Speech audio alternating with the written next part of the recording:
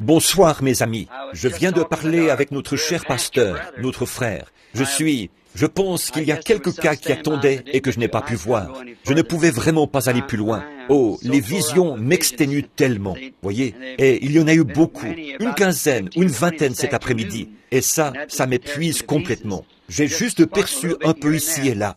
Je suis sorti, j'ai dit, frère Neville, si tu peux continuer, vas-y. Je voudrais m'éclipser, aller à la maison. J'ai dit, je suis sur le point de m'effondrer. J'ai même le cœur qui palpite et qui se serre. Et j'ai dit, c'est à peine si je tiens encore debout. Il a dit, frère Branham, les gens m'ont demandé si tu pouvais finir de répondre à ces questions. Je ne voudrais jamais me dérober à mon devoir. J'ai beaucoup d'estime pour frère Neville. Alors, peut-être que je vais prendre quelques minutes, faire tout mon possible. Et je sais qu'il y a...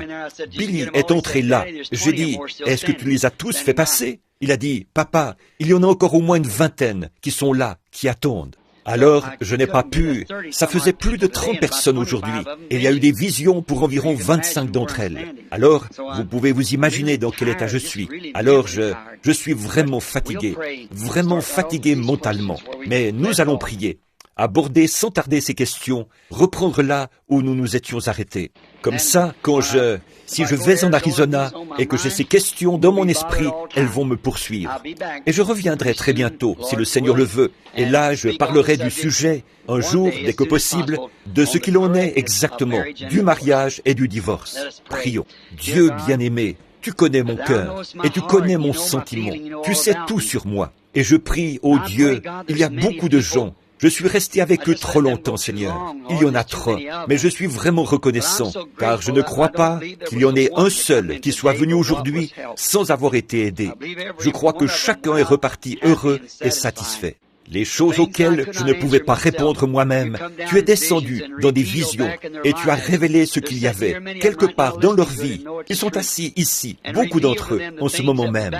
Ils sont en train d'écouter et ils savent que c'est la vérité. Tu leur as révélé les choses qu'il y avait quelque part dans leur vie et à cause desquelles certaines choses étaient arrivées.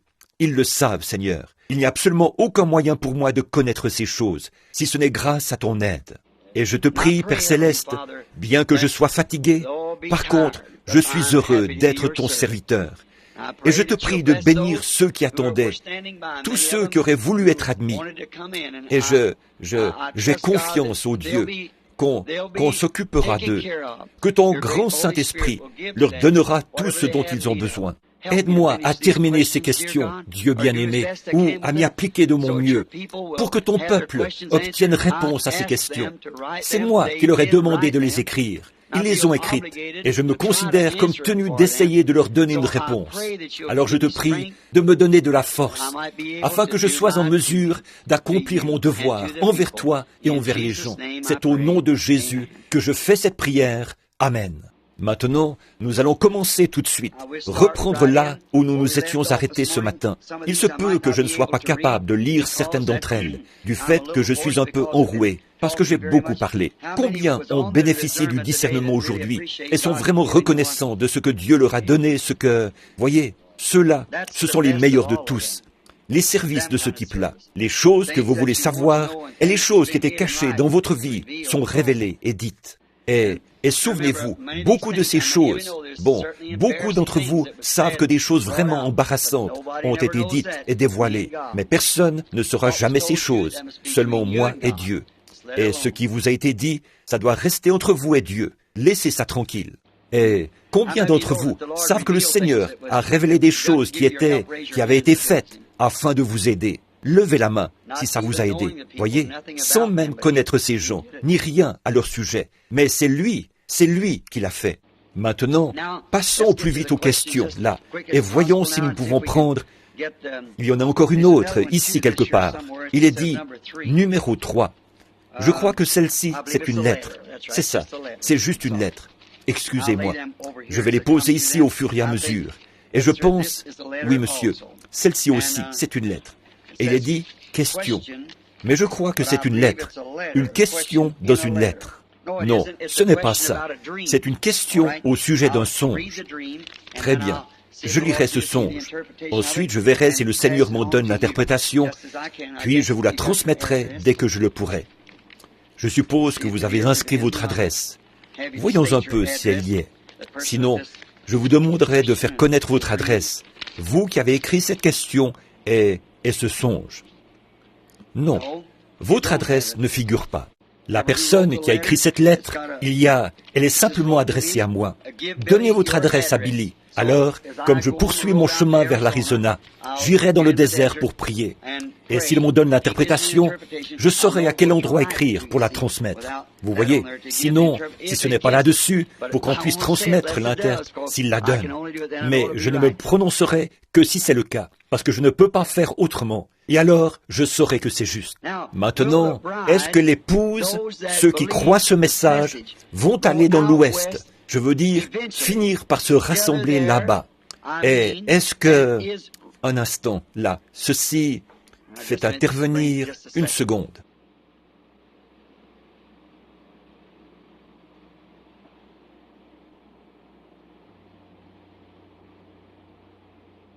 Oh, non, ce n'est pas ça. C'est écrit R-E-V, point. Je pensais, c'est Revelation, chapitre. Mais ça ressemblait à Rêve Caps. Et j'étais juste un peu désorienté à cause de ça.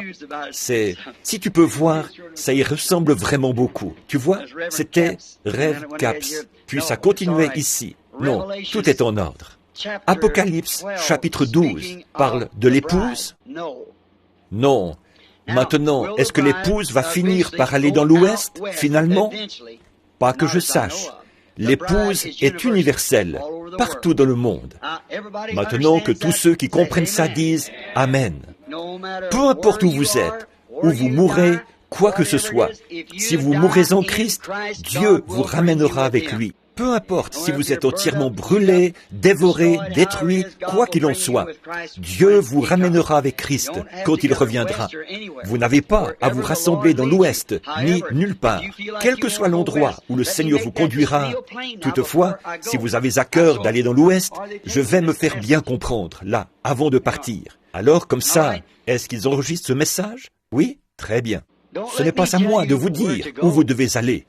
Si vous avez à cœur de venir dans l'Ouest, venez dans l'Ouest. Si vous avez à cœur d'aller à l'Est, au Nord, à l'Ouest, au Sud, allez là où le Seigneur vous conduira. Que tous ceux qui comprennent ça disent « Amen ». Je ne cherche pas à dire à qui que ce soit où ne pas aller. Et si vous venez à Tucson, en Arizona, c'est là où j'habite temporairement en ce moment. Comme je vous le disais ce matin, j'ai le mal du pays et je n'ai pas de chez moi où aller. Je voudrais tant avoir quelqu'un, un endroit dont je pourrais dire que c'est chez moi, où je pourrais aller.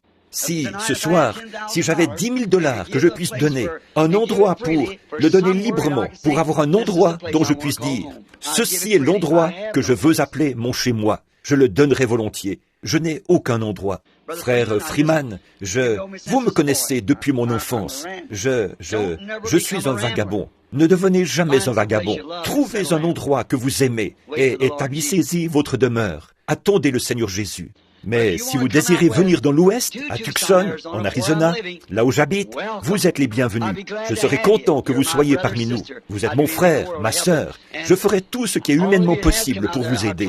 Et tous ceux d'entre vous qui sont venus là-bas, j'ai fait de mon mieux pour vous faire bon accueil, vous montrer tous les lieux que je connais, vous faire visiter les alentours. Je fais tout ce que je peux, et vous êtes toujours les bienvenus. Par contre, si vous y venez dans ces conditions-là, en pensant que l'épouse, ou quelque chose comme ça, que c'est de Tucson en Arizona, et de là seulement, qu'elle va monter, vous vous trompez. N'y venez pas pour ça. Ne venez pas pour ça, parce que c'est une erreur. Ce n'est pas vrai. Maintenant, Apocalypse, chapitre 12. Mais juste une chose, le Seigneur me révèle ou me parle, c'est que je viens d'avoir toutes ces visions. Vous voyez? Alors c'est assez difficile de les empêcher de venir, voyez? Mais il semble me parler de nouveau, pour que j'en dise plus au sujet de cette question d'aller dans l'Ouest. Bon, comme je l'ai dit auparavant, je ne suis pas là-bas juste pour le plaisir d'être là-bas. Je suis là-bas parce que j'ai été conduit à être là-bas. Mais pour ce qui est de rester là-bas, d'en faire mon chez-moi, ça, je pense que c'est faux. Non, je pense que ce ne sera que pour un court laps de temps, jusqu'à ce que le but dans lequel Dieu m'a envoyé là-bas ait été atteint. Je ne peux pas vous dire ici pourquoi j'y vais, mais je n'y irai pas juste pour le plaisir d'y aller. On demandait dans une question l'autre jour, nous savons pourquoi vous êtes allé en Arizona la première fois. C'était à cause de ces anges qui sont apparus. Pourquoi y êtes-vous retourné la deuxième fois? Vous vous souvenez que cette question est lue? Combien se souviennent que je suis revenu après ça et que j'étais assis là devant le docteur Livell? Je crois qu'il est quelque part dans le bâtiment. Et ma femme, je parlais de l'Arizona et du fait que nous restions ici. Et une main est apparue sur le mur et une lumière qui a écrit en traçant des lettres « Retourne en Arizona ». Combien se souviennent de ça? Voilà pourquoi je suis retourné là-bas. Sans savoir pourquoi j'y retournais. Et quand je suis arrivé là-bas, alors il a révélé pourquoi je devais y retourner. Et si je le dis, alors Satan va contrecarrer ça. Mais il ne connaît pas mon cœur. Il n'est pas la parole. Donc il ne connaît pas mon cœur. Mais si je le dis, alors il l'entend. Donc maintenant, souvenez-vous de ça. Or, quand j'ai dit l'autre jour, j'ai exprimé la chose un peu de sorte que ça vous a peut-être laissé sur une mauvaise impression. J'ai dit, ne venez pas en Arizona. Voyez, je ne voulais pas dire, ne venez pas. Ce que je voulais dire, c'est, si vous êtes conduit à venir, allez-y, venez. Si vous êtes conduit à aller en Californie, en Arizona, où que vous soyez. Mais si vous allez là-bas en disant, Frère Branham, je vais là-bas parce que je crois que vous allez rester là et prêcher la parole. Là, je crois que vous faites erreur. Voyez, le lieu où je prêche, c'est ici même. Dans ce tabernacle, le lieu, c'est ici. Je n'ai pas un seul service en Arizona. Et je ne suis en Arizona que pour quelques heures seulement, chaque fois. Je n'ai pas... J'ai une réunion des hommes d'affaires après Noël, le premier de l'an, à Phoenix. C'est tout ce que j'ai. J'ai promis ça, rien d'autre. Ma prochaine réunion, autant que je sache, c'est ici même, à l'angle de la 8e rue et de la rue Penn, au Branham Tabernacle. J'ai 30 ou 40 sujets, et je sais qu'il faudrait une semaine ou deux pour traiter chacun d'eux, que j'ai à cœur de prêcher ici, au Branham Tabernacle, ici même, à Jeffersonville, dans l'Indiana.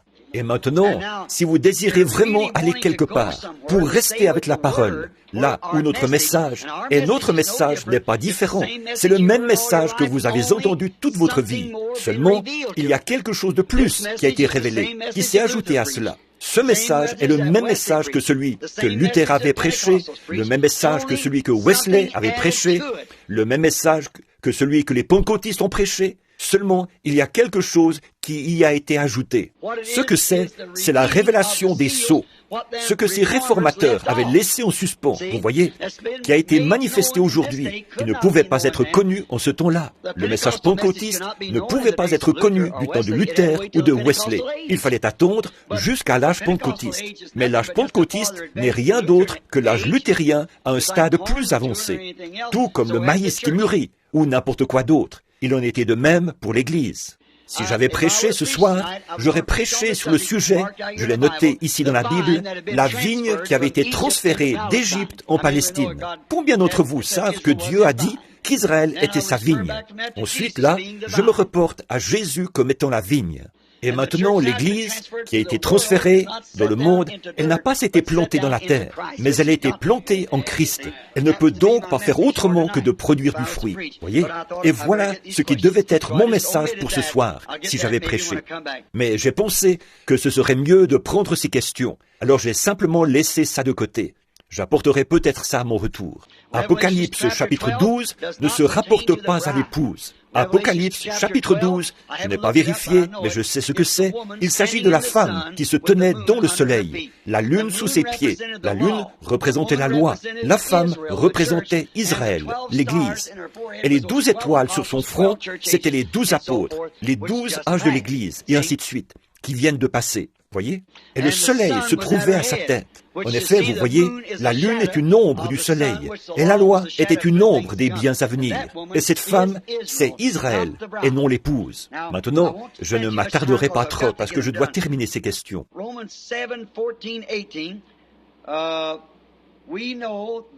Romains 7, 14 à 18. Nous savons que la loi est spirituelle, mais moi, je suis charnel, vendu au péché. Car ce que je veux faire, car ce que je veux, je ne le veux pas, et je fais ce que je hais. Or, si je fais ce que je ne veux pas, je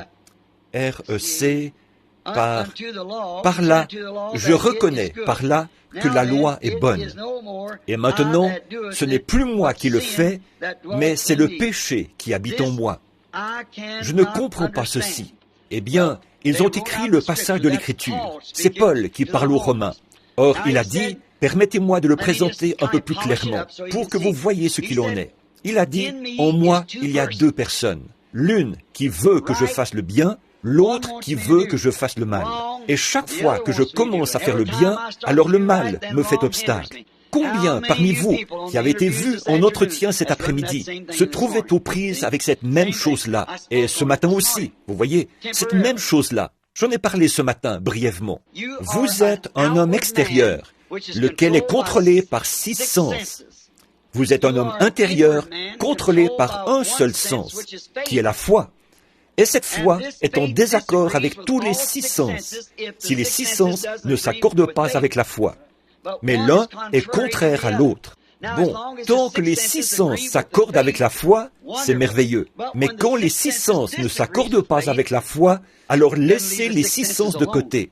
Maintenant, par exemple, ici, Jésus a fait une déclaration, une promesse. L'homme intérieur dit que c'est la vérité. L'homme extérieur, lui, raisonne et dit que pour vous, ça ne peut pas être vrai. Alors, ne prêtez aucune attention à l'homme extérieur et acceptez l'homme intérieur.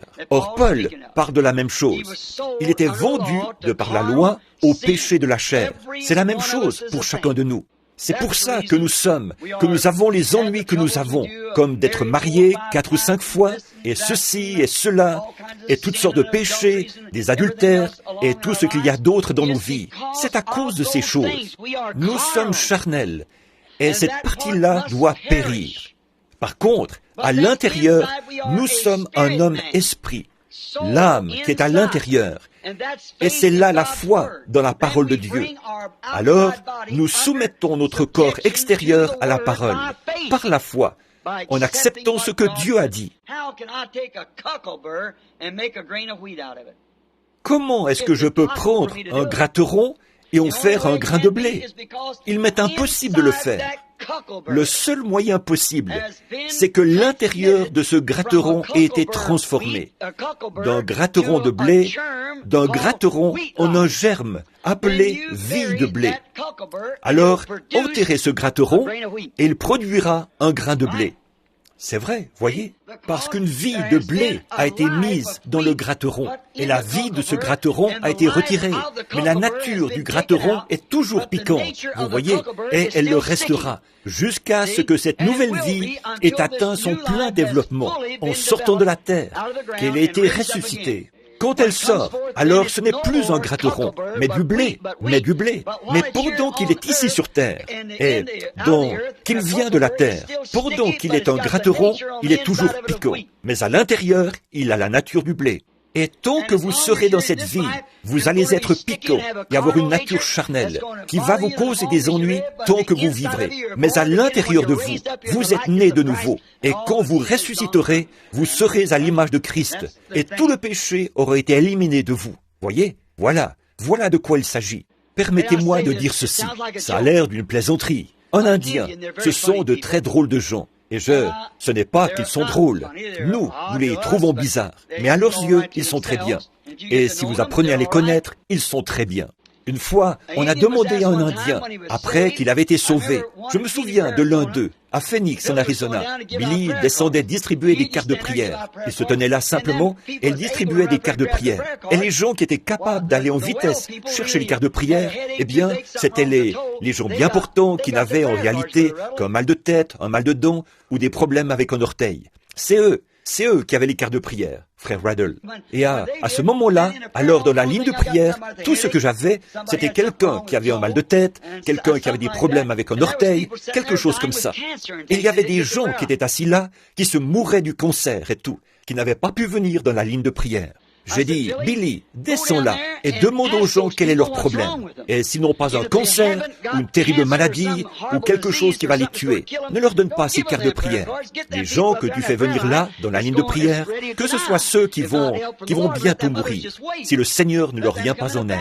Les autres, qu'ils attendent, qu'ils passent dans une ligne rapide, ou quelque chose comme ça. Mais que ces gens qui sont sur le point de mourir, j'ai dit, pose-leur la question. Il a dit, eh bien, tu avais dit, bats simplement les cartes et distribue-les. C'est ce que je faisais. J'ai dit, mais tu fais venir ces gens qui arrivent en vitesse et devancent les autres. C'est eux qui ont les pauvres infirmes et tout, ils ne peuvent pas les avoir. Très bien, c'est ce que je vais faire. Il descend. Il y avait un vieil Indien, et ils sont très bizarres. Il ne voulait pas s'asseoir sur une chaise. On lui avait donné une chaise, mais il s'est assis par terre dans la tente. Il portait un chapeau. Il ne voulait pas l'enlever. Une plume dépassait à l'arrière. Il restait assis là. Billy s'est approché de lui en passant. Il a dit, « Vous voulez une carte de prière ?» Il a dit, « Quel est votre problème, chef ?» Il a dit, « Moi, malade. » Il a dit, « Mais quel est votre problème ?» Il a dit, « Moi, malade. » Il a dit, « Mais je veux savoir quel est votre problème. » Il a dit, « Moi, malade. » C'est tout ce qu'il pouvait obtenir de lui. Il a dit, « Très bien, je reviendrai tout à l'heure. » Alors, Billy a continué à demander aux gens. Le vieil Indien ne lâchait pas des yeux les cartes de prière, qui diminuaient de plus en plus. Chaque fois qu'il les sortait de sa poche, il y en avait un peu moins. Alors, au bout d'un moment, le vieil Indien s'est levé. Il s'est avancé. Il a tapé Billy sur l'épaule, pour lui rappeler que lui aussi, il était de la partie. Il a dit, chef, quel est votre problème? Il a dit, moi, malade. Il a dit, eh bien, chef, il faut me le dire. Papa a dit de ne pas donner ces cartes aux gens qui n'avaient que, disons, un mal de ventre, des maux de tête et ce genre de choses-là. Donne-les aux gens qui sont vraiment malades. Il a dit, quelle est la gravité de votre maladie, chef? Il a dit, moi, malade. Il l'a fait rasseoir. Et avant il n'avait presque plus de cartes. Quelques minutes, il ne lâchait pas ses cartes des yeux. Il est revenu. Elle a tapé encore sur l'épaule. Il a tendu la main. Billy a mis la carte dans sa main. Et il a dit, chef, allez écrire là-dessus. Moi, malade. Il est passé dans la ligne de prière. Et alors que je priais pour lui, je lui ai dit, croyez-vous, chef? Il a dit, exact. Et j'ai dit, eh bien, croyez-vous que Dieu va vous guérir? Il a dit, exact. J'ai dit, vous allez être un bon garçon? Il a dit, exact. Je l'ai rencontré à peu près une semaine plus tard. Je crois que frère Fred Sothman était là. C'est quand il y avait les réunions sous la tente. C'était à Phoenix. Et je l'ai rencontré un peu plus tard dans la semaine. J'ai dit, ça va bien, chef? Il a dit, exact. J'ai fini par découvrir en parlant à... Comment s'appelait ce missionnaire là-bas? Ce vieil homme avec une moustache blanche qui travaillait là-bas parmi les Apaches. Son nom m'échappe. Oh, c'est un brave vieillard. Sa femme était guérie du cancer, vous savez. Il a dit, frère Branham, c'est tout ce qu'il sait dire. Il a dit, je lui ai appris à dire, moi, malade. C'est tout ce qu'il sait dire. Exact. Alors, c'est à peu près tout, vous voyez. Exact, moi, malade. Quelqu'un m'a raconté qu'une fois, il y en avait un qui s'était converti, qui avait reçu le Saint-Esprit. Et il lui avait dit, comment ça va? Et il a dit, assez bien et assez mal. Il a dit, eh bien, qu'est-ce que vous voulez dire par là? Assez mal et assez bien. Il a dit, eh bien, depuis que moi recevoir le Saint-Esprit, il a dit, il y a 2 chiens en moi. L'un est un chien noir et l'autre un chien blanc. Il a dit, ils se disputent tout le temps. Il a dit, ils grognent et ils se battent. Il a dit, le chien blanc veut que je fasse le bien, le chien noir veut que je fasse le mal.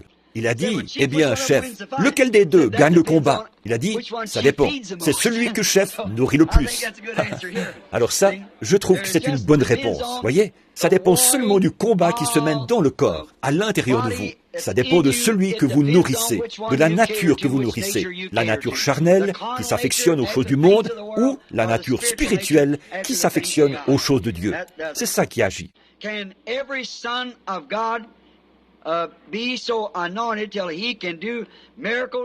Est-ce que chaque fils de Dieu peut être oint au point d'accomplir des miracles, des signes, des prodiges, ou est-ce fait sous la direction du Saint-Esprit? Oui, c'est fait sous la direction du Saint-Esprit. Si vous êtes un fils de Dieu ou une fille de Dieu, quoi que vous soyez, une fois que vous avez reçu le Saint-Esprit, alors le Saint-Esprit vous conduit à faire certaines choses. Je n'ai pas le temps. J'aimerais bien pouvoir vous raconter des petites histoires. Chaque fois qu'il m'en vient à l'esprit, je suis obligé de laisser ça de côté. Mais je pense que celle-ci ne prendra qu'une minute. Ça s'est passé à Meridian, dans le Mississippi. Beaucoup d'entre vous, les unitaires, frère Bigby, tenaient, parrainaient mes réunions. C'est un frère unitaire. Et un soir de réunion, Billy Paul était allé au stade et il avait distribué des cartes de prière. Oh, il pleuvait à verse. Et les gens étaient dehors, avec des parapluies et tout. Billy avait distribué des cartes de prière. Et ensuite, il est venu me chercher.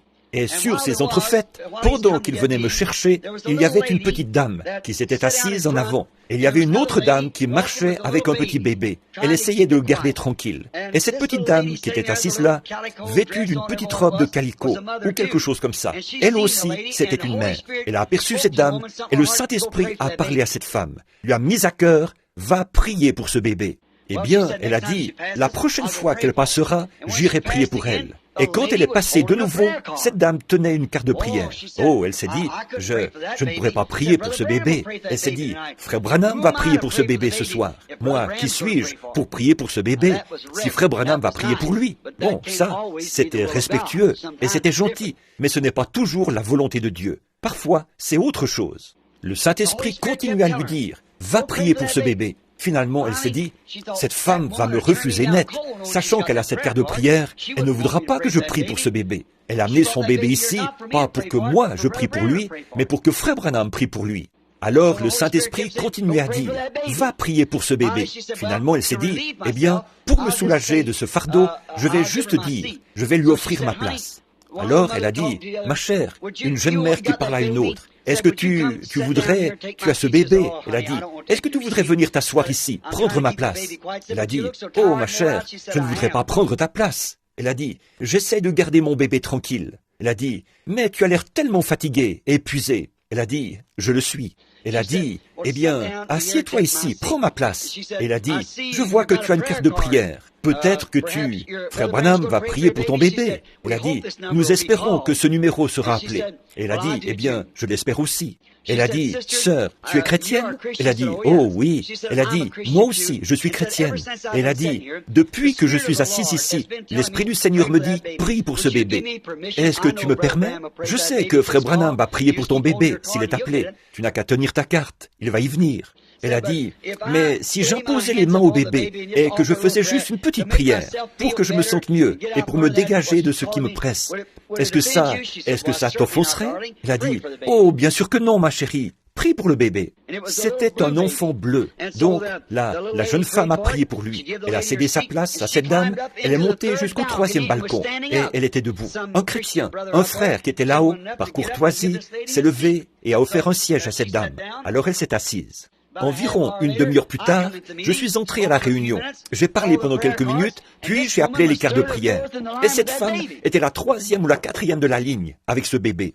L'autre était assise là. Elle disait, « Oh, merci Seigneur, moi qui prenais tellement pitié cette jeune mère, je crois que son bébé ira bien maintenant, parce que Frère Branham, ce n'est que la 3e ou la 4e, il va s'en occuper. » Elle disait, « Merci Seigneur, cette jeune mère assise là-haut, qui avait de la compassion pour ce bébé. » Bien. Alors, quand je me suis approché, j'allais prier pour ce bébé. Quand elle s'est approchée, eh bien, j'ai regardé la dame et j'ai dit, « Votre bébé, là, c'est un enfant bleu. Vous l'avez amené ici pour qu'on prie pour lui. Or, vous vous appelez Madame un tel, et vous êtes venu de tel endroit. Mais votre bébé est déjà guéri. Il y a une femme qui a eu un fardeau sur son cœur. Elle s'appelle Madame un tel. Elle est assise là-haut, au balcon. La première au bout de la 4e rangée, au 3e balcon. Elle a prononcé la prière de la foi pour ce bébé. Le bébé est déjà guéri. Elle a failli tomber de sa chaise, voyez? Maintenant, qu'est-ce qui se serait passé s'il n'avait pas fait ça? Vous voyez ce que je veux dire? Or, cette femme pouvait avoir plus de compassion pour ce bébé, une mère pour un bébé, que moi, je pouvais en avoir pour ce bébé. Voyez? Et puisque cette mère, voyez, est-ce que nous pouvons tous faire des miracles? Oui, quand vous êtes sous la direction du Saint-Esprit pour faire des miracles, allez les faire, parce que c'est dirigé par le Saint-Esprit. Maintenant, si cette femme n'avait pas exécuté ce que Dieu lui avait dit, peut-être qu'elle aurait alors reçu une réprimande de l'Esprit, vous voyez, elle aurait désobéi à Dieu. Toujours, si vous êtes chrétien et que quelque chose vous persuade de faire quelque chose, allez le faire, n'en doutez pas, allez le faire. J'aimerais poser une question. Est-ce que... En voici encore une autre comme ça. Ou bien, je l'ai prise dans la mauvaise. Oui, c'en est une de ce matin. Une femme qui porte un pyjama, est-ce que ça se classe dans les vêtements d'homme? Celle-ci a dû être mélangée ici, avec ces autres questions. Frère Branham, était-ce Dieu qui faisait la chose? Était-ce Dieu? Était-ce moi qui faisais la chose qui est arrivée quand la bande... Oh oui, Nous avons eu celle-là ce matin. Je dois en avoir mélangé quelques-unes. Je devrais les déchirer, mais ça me coûte de le faire. Frère Branham, qui peuplera la terre à l'extérieur de la ville céleste? Expliquez l'ange qu'à chaque personne et qui demeure avec elle de la naissance à la mort. Très bonne question. Je n'aime pas laisser ces questions de côté. Ce sont de bonnes questions. Et je veux que mes enfants connaissent ces choses. Voyez? Maintenant, qui peuplera la terre à l'extérieur de la ville? À l'extérieur, ce sont les rachetés qui peupleront la terre, à l'extérieur de la ville. Mais ceux-ci ne seront pas l'épouse qui a été appelée et élue. L'épouse habitera à l'intérieur du royaume avec le roi. À l'extérieur, il y aura les rois de la terre qui travailleront et qui apporteront leur labeur, qui apporteront non pas leur labeur, mais qui apporteront leurs fruits dans la ville. Et les portes ne se fermeront pas la nuit. Maintenant, cette lumière au sommet de la montagne n'éclairera pas le monde entier. Elle n'éclairera que la ville. Mais elle pourra être vue à distance, à des milliers de kilomètres, peut-être. Mais elle n'éclairera pas la terre. En effet, la Bible dit que dans le nouveau monde, d'un sabbat à l'autre et d'une nouvelle lune à l'autre, voyez, les gens se présenteront devant le Seigneur à Sion, monteront à la ville pour y adorer. Donc, ils seront à l'extérieur de la ville, non pas l'épouse, mais les gens qui reviendront à la seconde résurrection, qui seront cultivateurs, tout comme Adam l'était, et ainsi de suite, et jardiniers. Mais le roi et la reine resteront dans la ville. Expliquez l'ange qu'à chaque personne et qui demeure avec elle depuis la naissance. Maintenant, si vous remarquez, or ceci, c'est assez profond. Bon, je n'ai pas du tout, je viens juste de l'apprendre là. C'est écrit en partie à la machine et en partie au crayon ou au stylo. Or, il y a un ange, mais cet ange de l'Éternel, il campe autour de ceux qui les craignent, qui le craignent. Voyez? Or, il n'a pas été promis aux pécheurs d'avoir des anges. Il n'y a que les rachetés qui ont des anges. Le saviez-vous? Les anges de l'Éternel campent autour de ceux qui le craignent. Or, les anges, ce sont des messagers. Je veux vous faire remarquer ceci. C'est vraiment parfait. Et ça va vous prouver la prédestination. Voyez? Maintenant, quand un petit bébé prend forme sous le cœur de sa mère, et vous, les petits enfants qui comprenez ces choses, vous voyez, le Seigneur vous a donné à maman. Et elle vous a porté sous son cœur, parce que vous êtes près de son cœur. Puis un jour, le Seigneur est descendu et vous a détaché du cœur de maman. Il vous a séparé de son cœur, mais vous serez toujours dans son cœur.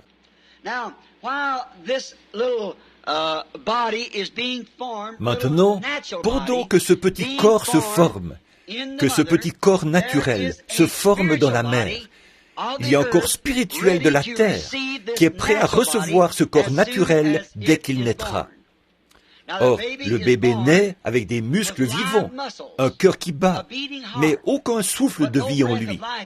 Ce sont des muscles qui se contractent, voyez?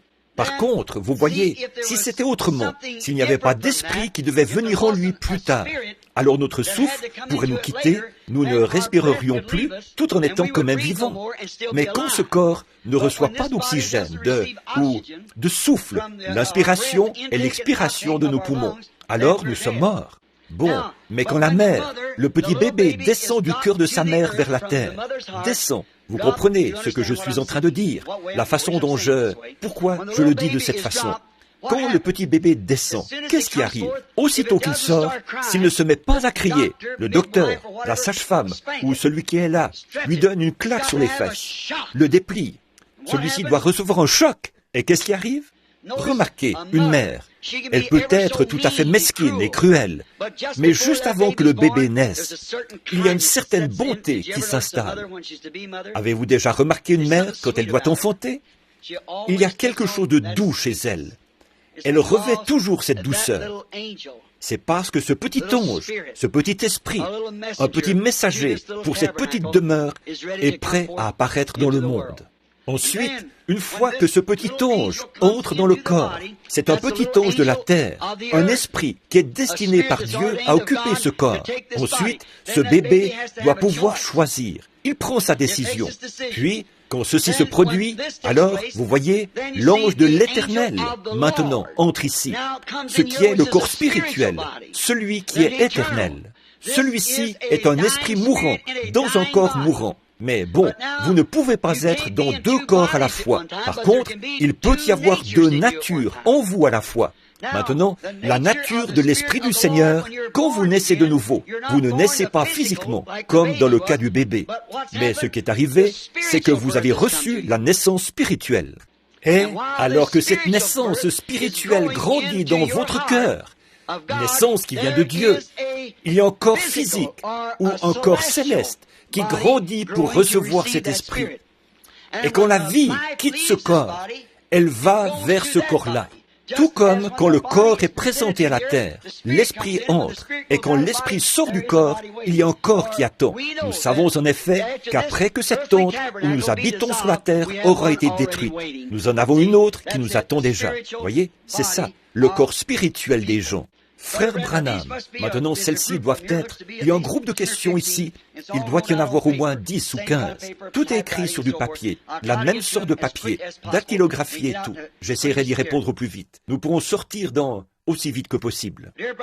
Chers frères, Jésus ne voulait-il pas accepter d'être adoré par Jean dans l'Apocalypse quand il est tombé au... Pourquoi Jésus ne voulait-il pas recevoir l'adoration de Jean dans l'Apocalypse alors qu'il avait permis auparavant qu'on l'adore? Pourquoi Jésus ne voulait-il pas recevoir l'adoration quand Jean a désiré l'adorer? Mon cher frère ou ma chère sœur, qui que vous soyez, ce n'était pas Jésus qui ne voulait pas recevoir l'adoration. Dans Apocalypse 22, 8, vous lirez que c'était le prophète, l'ange, qui ne voulait pas recevoir d'adoration. Quand Jean est tombé pour adorer l'ange qui lui avait montré ces choses, celui-ci a dit, « Garde-toi de le faire, car je suis l'un de tes confrères, je suis l'un des prophètes. » Voyez, je suis ton confrère, ton compagnon de service, l'un des prophètes. Donne l'adoration à Dieu. Ce n'était pas Jésus qui ne l'a pas accepté, c'était le prophète qui ne voulait pas l'accepter. Cher frère Branham, quelle différence y a-t-il entre le moment où Jésus a soufflé sur les disciples et qu'il a dit « Recevez le Saint-Esprit » et le moment où ils ont dû aller dans la chambre haute pour attendre.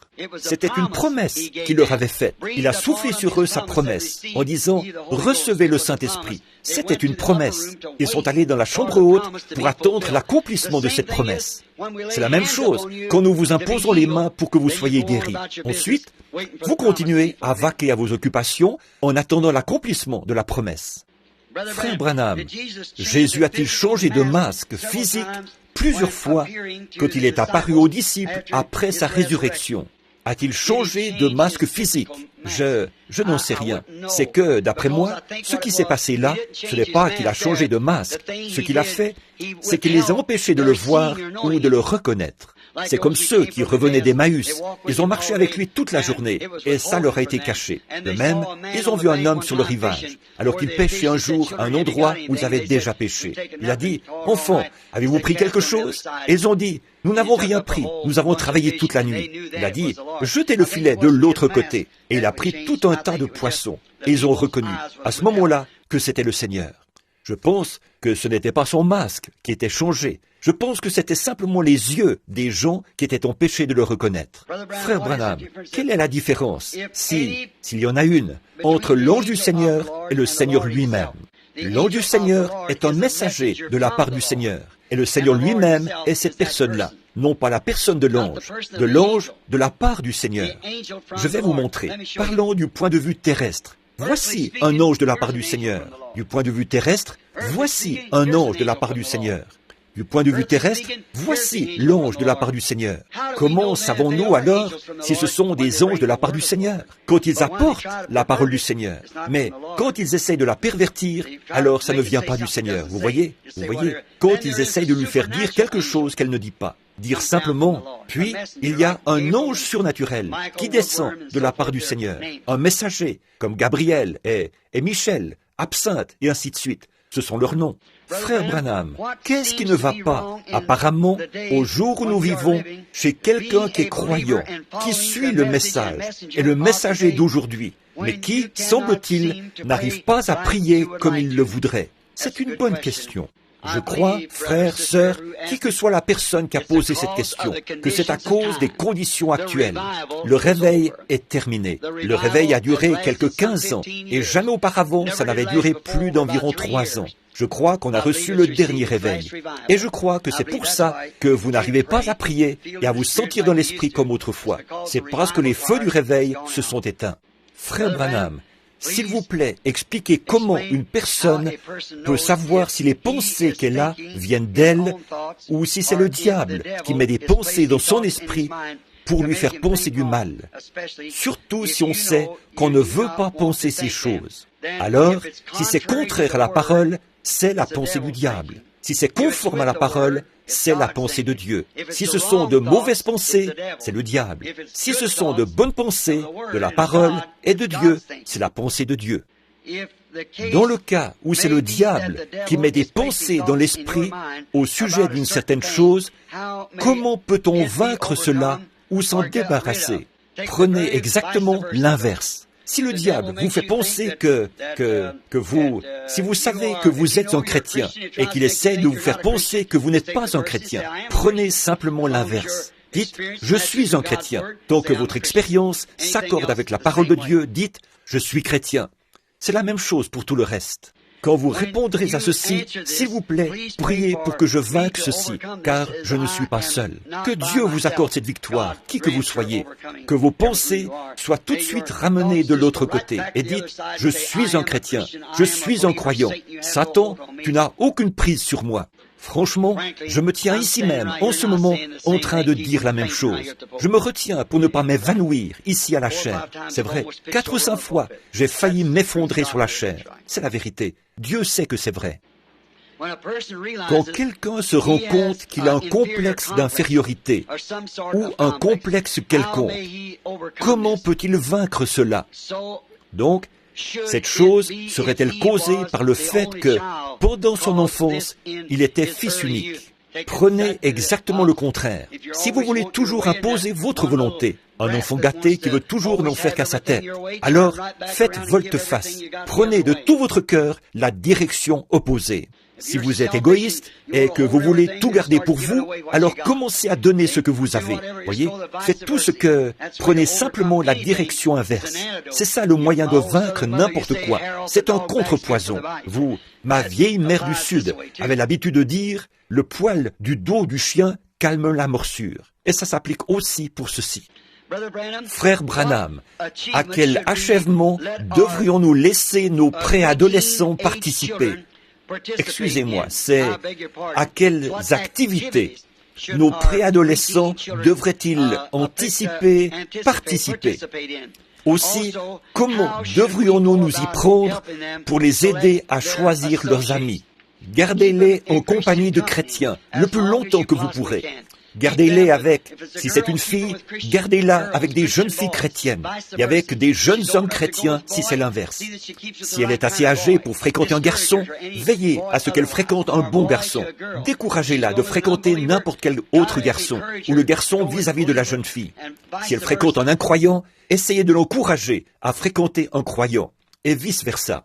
Faites de votre foyer un lieu agréable. Faites de votre foyer un lieu où votre fille ou bien votre fils n'auront pas honte d'amener leurs amis devant leur père et leur mère, de les faire entrer dans leur maison. Et faites de votre foyer un lieu où règne le bonheur, si bien qu'ils se plairont à rester à la maison. Oh là là, en voici 7, l'une derrière l'autre.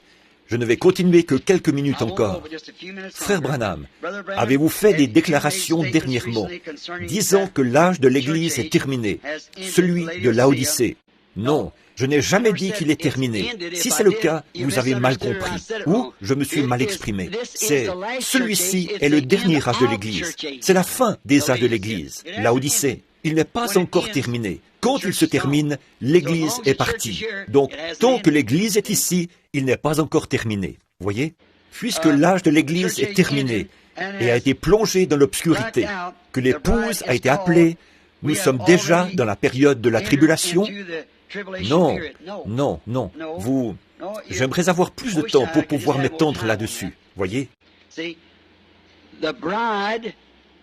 Voyez, l'épouse, quand elle sera enlevée de l'Église, c'est là que l'âge de l'Église prendra fin.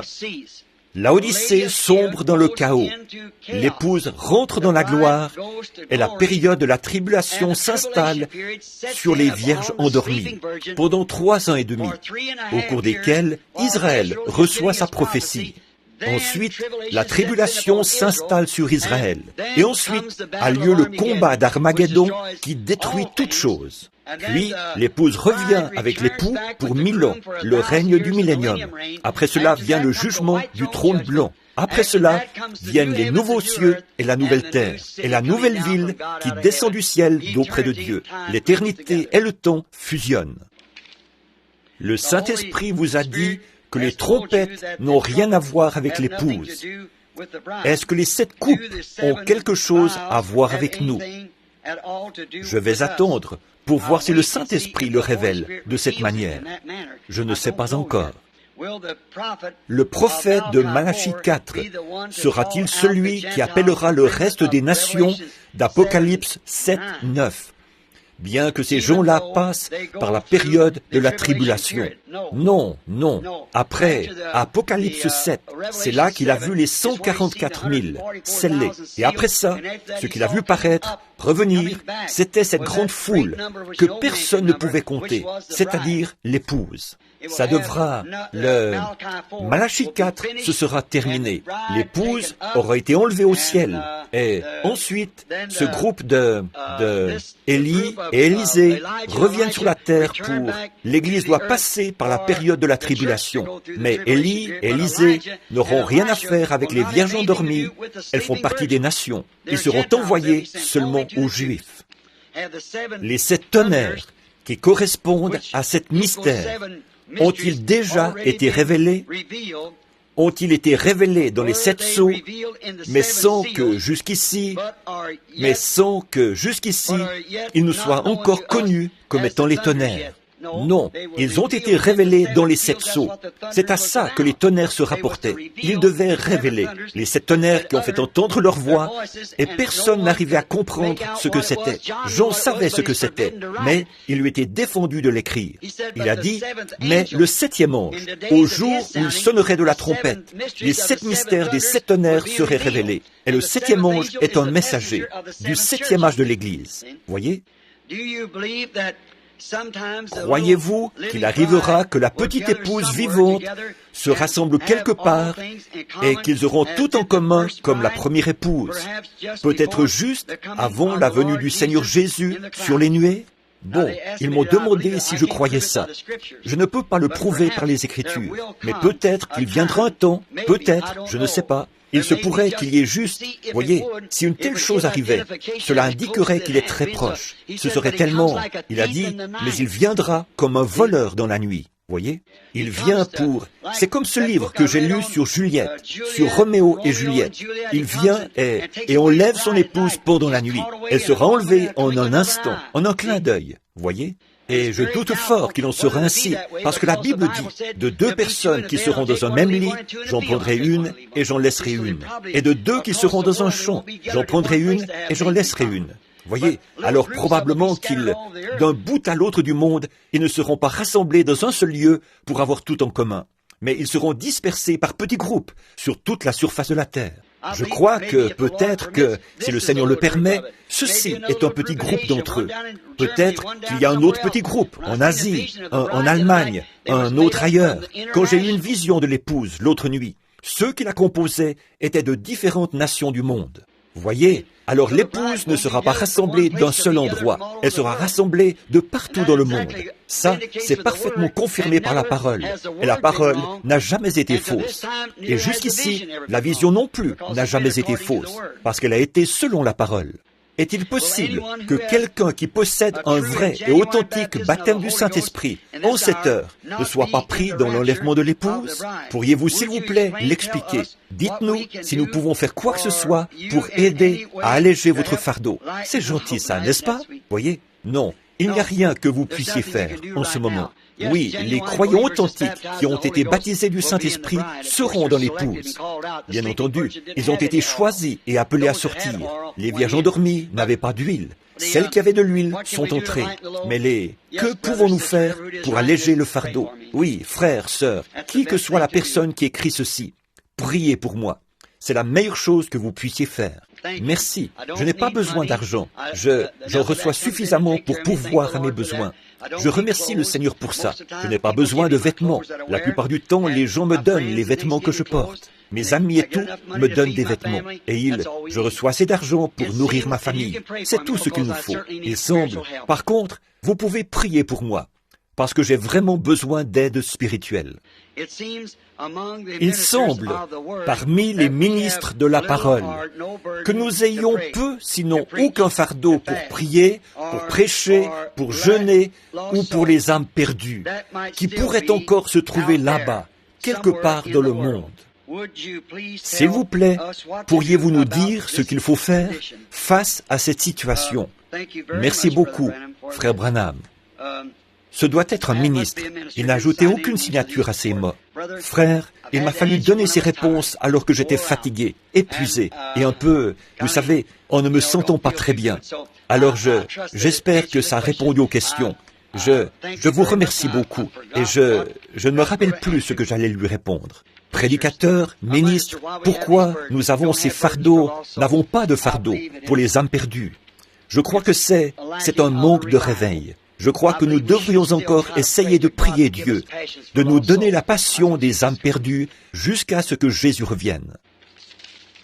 Frère Branham, croyez-vous que tous ceux qui ont le Saint-Esprit parlent en langue? Non. Je sais que vous dites que le parler en langue n'est pas la preuve qu'on a le Saint-Esprit. S'il vous plaît, expliquez 1 Corinthiens 12, 30. Pourrais-tu prendre 1 Corinthiens 12, 30? Je pense, tous parlent-ils en langue? Et ainsi de suite. Je n'en suis pas sûr. Je vais essayer d'en prendre une autre pendant qu'ils y répondent. Frère Branham, pourriez-vous, s'il vous plaît, expliquer Job 14, 21? Oui, Job 14, c'est si un homme meurt, revivra-t-il? Oh, si un homme meurt, Job parlait de la résurrection. Je pense que j'ai eu cette question l'autre matin. N'était-ce pas ça? Ou était-ce chez Charlie? Quelque part. Madame Cox était là. Job, il avait vu les fleurs, comment elles meurent et revivent, mais lui descendait dans la terre et ne pouvait pas revenir. Ensuite, il lui était expliqué que quelque chose avait péché. Il voulait obtenir un médiateur entre lui et Dieu, et là, il a vu la venue du Seigneur. Qu'est-ce que c'est, frère? Je pense que c'était 1 Corinthiens 12, 30. Oui, tous parlent-ils en langue? C'est ce que je pensais. Mais je n'en étais pas sûr, à cause de cet état de fatigue. Mais non, tous ne parlent pas en langue, tous n'interprètent pas, tous ne disent pas ces choses. Puis, le chapitre qui vient tout de suite après, quand je parlerai les langues des hommes et des anges, si je n'ai pas la charité, je ne suis rien. Voyez, Paul, en d'autres termes, il leur dit, tous parlent-ils en langue? Bien sûr que non. Tous prophétisent-ils? Non. Mais aspirez aux dons les meilleurs. Et je vais encore vous montrer une voie par excellence. Voyez, tous ne parlent pas en langue. Allez-vous avoir un autre service de discernement avant de repartir? Sinon, est-ce possible d'avoir un entretien particulier? J'espère que vous en avez eu un. Bon, il ne me reste plus beaucoup. Je vais faire mon possible pour essayer d'y répondre.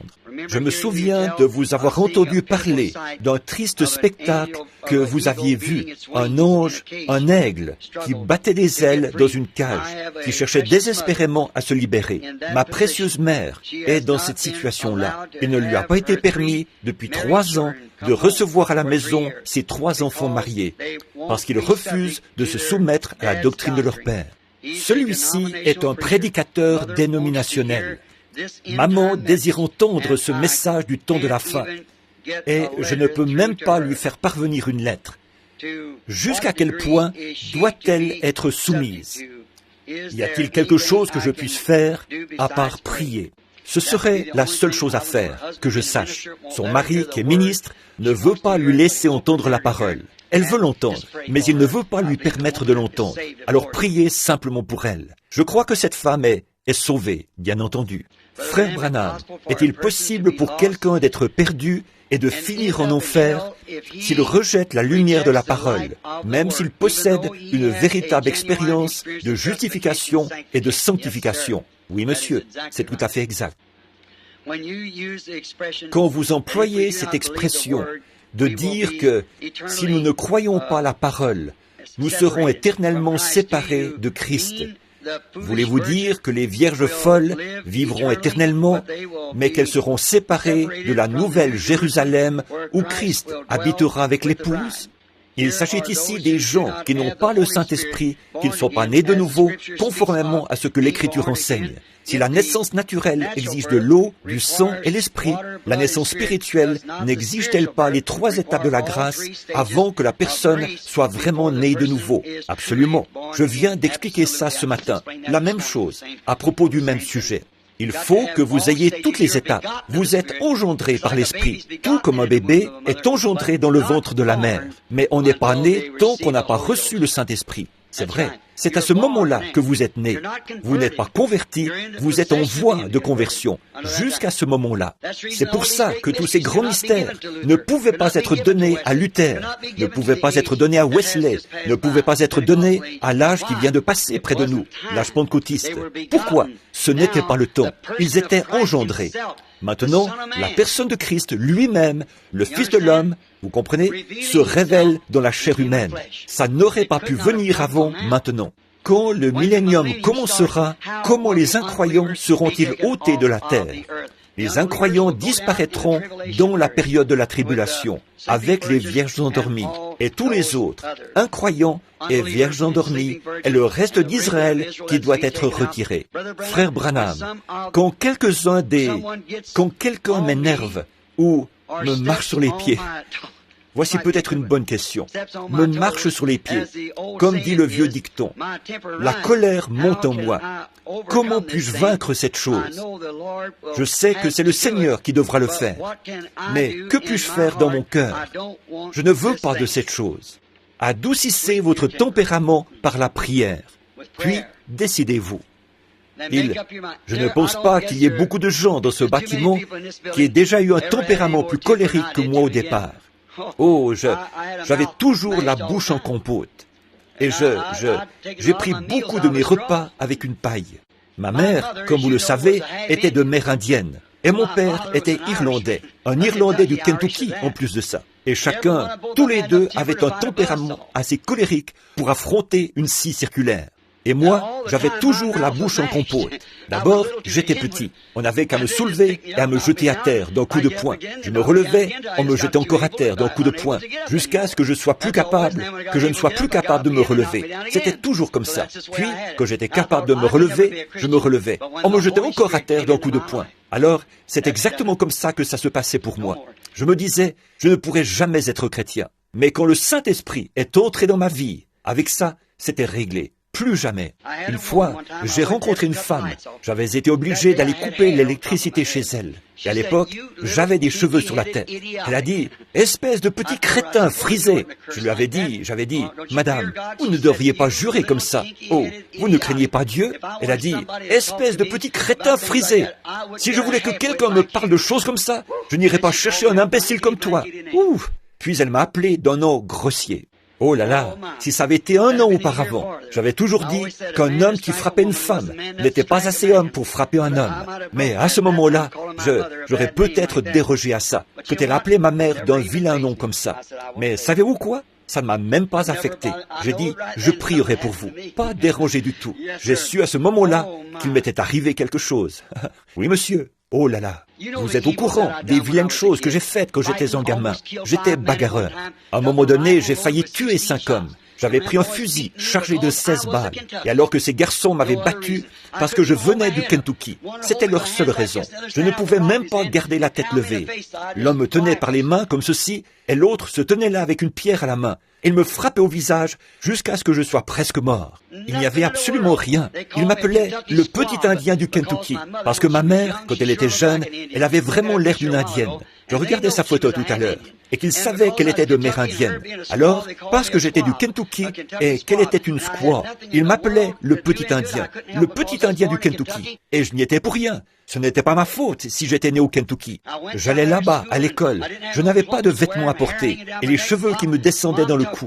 Et maman avait pris la vieille veste de papa qu'il avait portée à son mariage. Elle l'a coupée et m'a confectionné un pantalon pour que je puisse porter ça quand je suis allé à l'école pour la première fois. Et elle m'a fait porter une paire de bas blancs et une paire de chaussures de tennis. Et elle disait, toi, tu as vraiment l'air d'un nul du Kentucky. Et tout. Et alors ces choses se sont poursuivies pendant toutes mes années d'école. Et quelques garçons, parce que je descendais la rue avec une jeune fille et que je portais ses livres, ils ne voulaient pas que je fasse ça. Alors ils sont venus me retrouver. Ils m'ont battu jusqu'à ce que je sois tout simplement inconscient. Je leur ai dit que s'ils me laissaient partir, je leur ai promis que je rentrerais tout droit à la maison. Alors ils m'ont lâché. Ils m'ont donné 4 ou 5 coups de pied, ils m'ont jeté à terre. Ils m'ont raflé toute la figure. Et je suis rentré à la maison, comme ça, en passant à travers le champ de genêts. J'avais une petite carabine Winchester de calibre 22 posée au-dessus de la porte. J'ai levé le bras et j'ai pris cette carabine remplie de balles. J'ai traversé le fourrier de Robinier.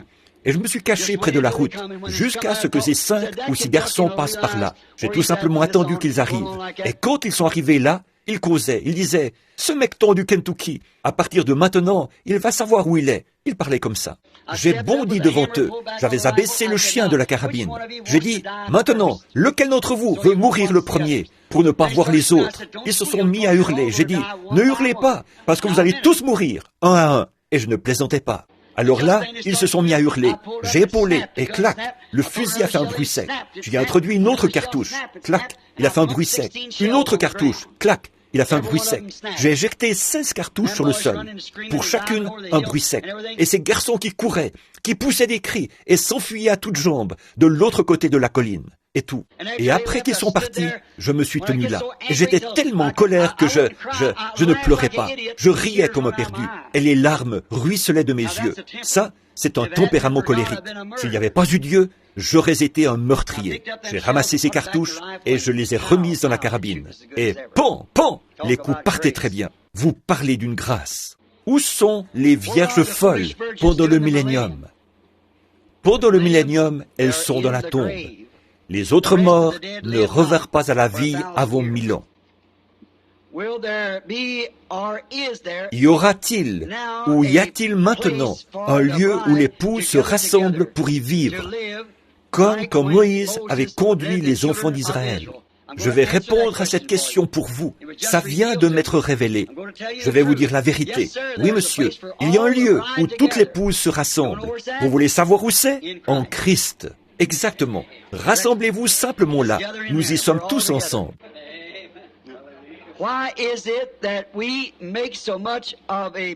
Pourquoi est-ce qu'on fait tout un plat de... Oh, je me fais gronder là. Hein? Tout un plat de l'habillement des femmes et de leurs cheveux coupés, mais qu'on ne dit rien des cheveux de l'homme, ni de la façon dont il s'habille. Eh bien, sœur, je vais me mettre d'accord avec vous sur une chose. Premièrement, la Bible dit qu'un homme ne doit pas avoir de longs cheveux. Et s'il avait de longs cheveux, je le lui dirais, tout comme je vous le dis, à vous, il a tort. Mais la plupart des hommes, beaucoup d'entre eux sont comme moi, ils n'en ont pas du tout. Mais la plupart des hommes se coupent les cheveux, ils ressemblent à des hommes. Et alors, s'ils ne le faisaient pas, on leur dirait de ne pas faire ça, de ne pas se laisser pousser les cheveux comme des cheveux de femme. Vous verrez ce qu'il en est quand nous parlerons du mariage et du divorce, des vœux et tout ça, quand nous prêcherons là-dessus. Tout un plat de choses comme l'habillement des hommes ou des femmes. Bon, un homme, d'abord, le corps d'un homme n'est pas une tentation comme celui de la femme. Bon, l'homme, cette espèce de gros spécimen, aux jambes poilues, aux genoux crânieux, à la grosse bedaine et tout. Il a l'air d'un vrai désastre. Lui, il n'a rien de tentant. Je trouve que c'est un spectacle on ne peut plus grotesque que de voir ces hommes descendre la rue, jeunes ou vieux, vêtus de ces bikinis ou quoi, vous savez, descendre la rue comme ça. Je trouve que c'est le spectacle le plus dégoûtant que j'ai jamais vu. C'est vrai, je pense qu'il ne sait pas à quel côté de la race il appartient. Voyez, c'est vrai, un homme qui ferait une chose pareille. Et savez-vous quoi? Je viens d'apprendre, il y a quelques mois, que l'armée américaine allait s'habiller de cette façon-là. Eh oui, l'armée, l'année prochaine ou l'année d'après, ils vont tous porter le short. avec quelle bande de grands efféminés est-ce qu'on va se retrouver? Dieu a fait l'homme pour qu'il ait l'air d'un homme, qu'il agisse comme un homme et qu'il s'habille comme un homme. Il a fait la femme pour qu'elle fasse de même, qu'elle s'habille comme une femme, qu'elle agisse comme une femme et qu'elle soit comme une femme. À propos, ce matin, à propos de la question qui était posée à propos des hommes, si une femme a les cheveux très fins et qu'elle désire porter l'un de ces crépons, ou le nom que vous donnez à ça, je pense que c'est, ma femme porte ça. Elle dit que ses cheveux sont fins, et elle a quelque chose d'à peu près gros comme ça, qui ressemble à un petit pain rond assez gros. Elle enroule ses cheveux autour de ça, elle fait tenir ça avec des épingles. Bon, moi, je trouve que ça, il n'y a pas de mal à ça, pourvu que vos cheveux soient longs. Un ministre a dit que sa femme se sentait culpabilisée parce qu'elle avait de la teinture dans les cheveux. Et j'ai découvert, d'après une question, que ça veut dire un colorant ou une coloration dans les cheveux. Je ne peux pas dire que c'est mal. Je n'ai rien à ce sujet, pourvu qu'elle ait de longs cheveux. C'est tout ce que je peux dire là-dessus. Et maintenant, l'homme, la personne qui parlait ce matin, d'enlever ses cheveux et de les remettre. Maintenant, voici encore quelque chose au sujet d'une chevelure coupée. Voyez? Or, si un homme n'a pas de cheveux et que sa femme, j'ai entendu des femmes qui disaient, eh bien, si seulement je pouvais convaincre Jean, moi je trouve qu'il serait plus beau s'il portait un postiche. Qu'en pensez-vous, frère Branham? Est-ce mal pour lui de faire ça? Mais non, absolument pas. Ce n'est pas mal, pas du tout. S'il veut en porter un, c'est bien, tout aussi bien que de porter des fausses dents ou autre chose selon le besoin. Au fait, j'ai moi-même 3 fausses dents. Je voudrais bien ne pas les avoir. Elles sont fixées sur broche. Ça diminue toujours l'intensité de ma voix. Ça me coupe la langue et tout, mais je dois les porter pour manger. Et quand je vais outre-mer, dans ces réunions plein air, je porte un postiche, non pas pour l'apparence, parce que vous savez que je me tiendrais ici, même si je n'avais pas un seul cheveu sur la tête, ou quoi que ce soit. Pour moi, ça ne changerait rien. Je suis ici pour représenter Jésus-Christ. Mais la première soirée où je me tiens là, sous un orage tropical, le lendemain soir, j'ai tellement mal à la gorge que je ne peux pas y retourner. Et donc, si c'était quelque chose que je désirais faire et que j'avais à cœur de le faire, je le ferais. Oui, monsieur, il n'y a absolument rien qui l'interdit. Il n'y a absolument rien qui vous interdit, sœur, de porter un crépon ou un postiche ou quelque chose dans vos... C'est parfaitement en ordre. Mais que vos cheveux restent longs. Et vous, les hommes, coupez les vôtres. Ceux que vous avez, tenez-les coupés. Voyez? Alors, ça règle la question. Et vous, les femmes, habillez-vous comme des femmes. Et vous, les hommes, habillez-vous comme des hommes. Ne cherchez pas à être efféminés en portant des vêtements de femmes. Et vous, les femmes, ne cherchez pas à être masculines en portant des vêtements d'hommes. Parce que Dieu ne veut pas que vous le fassiez. La Bible condamne ça. Mais maintenant, pour ce qui est de porter un postiche ou de porter des cheveux, eh bien, qu'est-ce que c'est, ces espèces de crépons? Est-ce que j'ai fait une erreur tout à l'heure? Serait-ce plutôt une souris? C'est quelque chose que les femmes mettent dans leurs cheveux pour les faire paraître plus, quel que soit le nom qu'on donne à ça, voyez, il n'y a rien à redire là-dessus. Allez-y, c'est en ordre.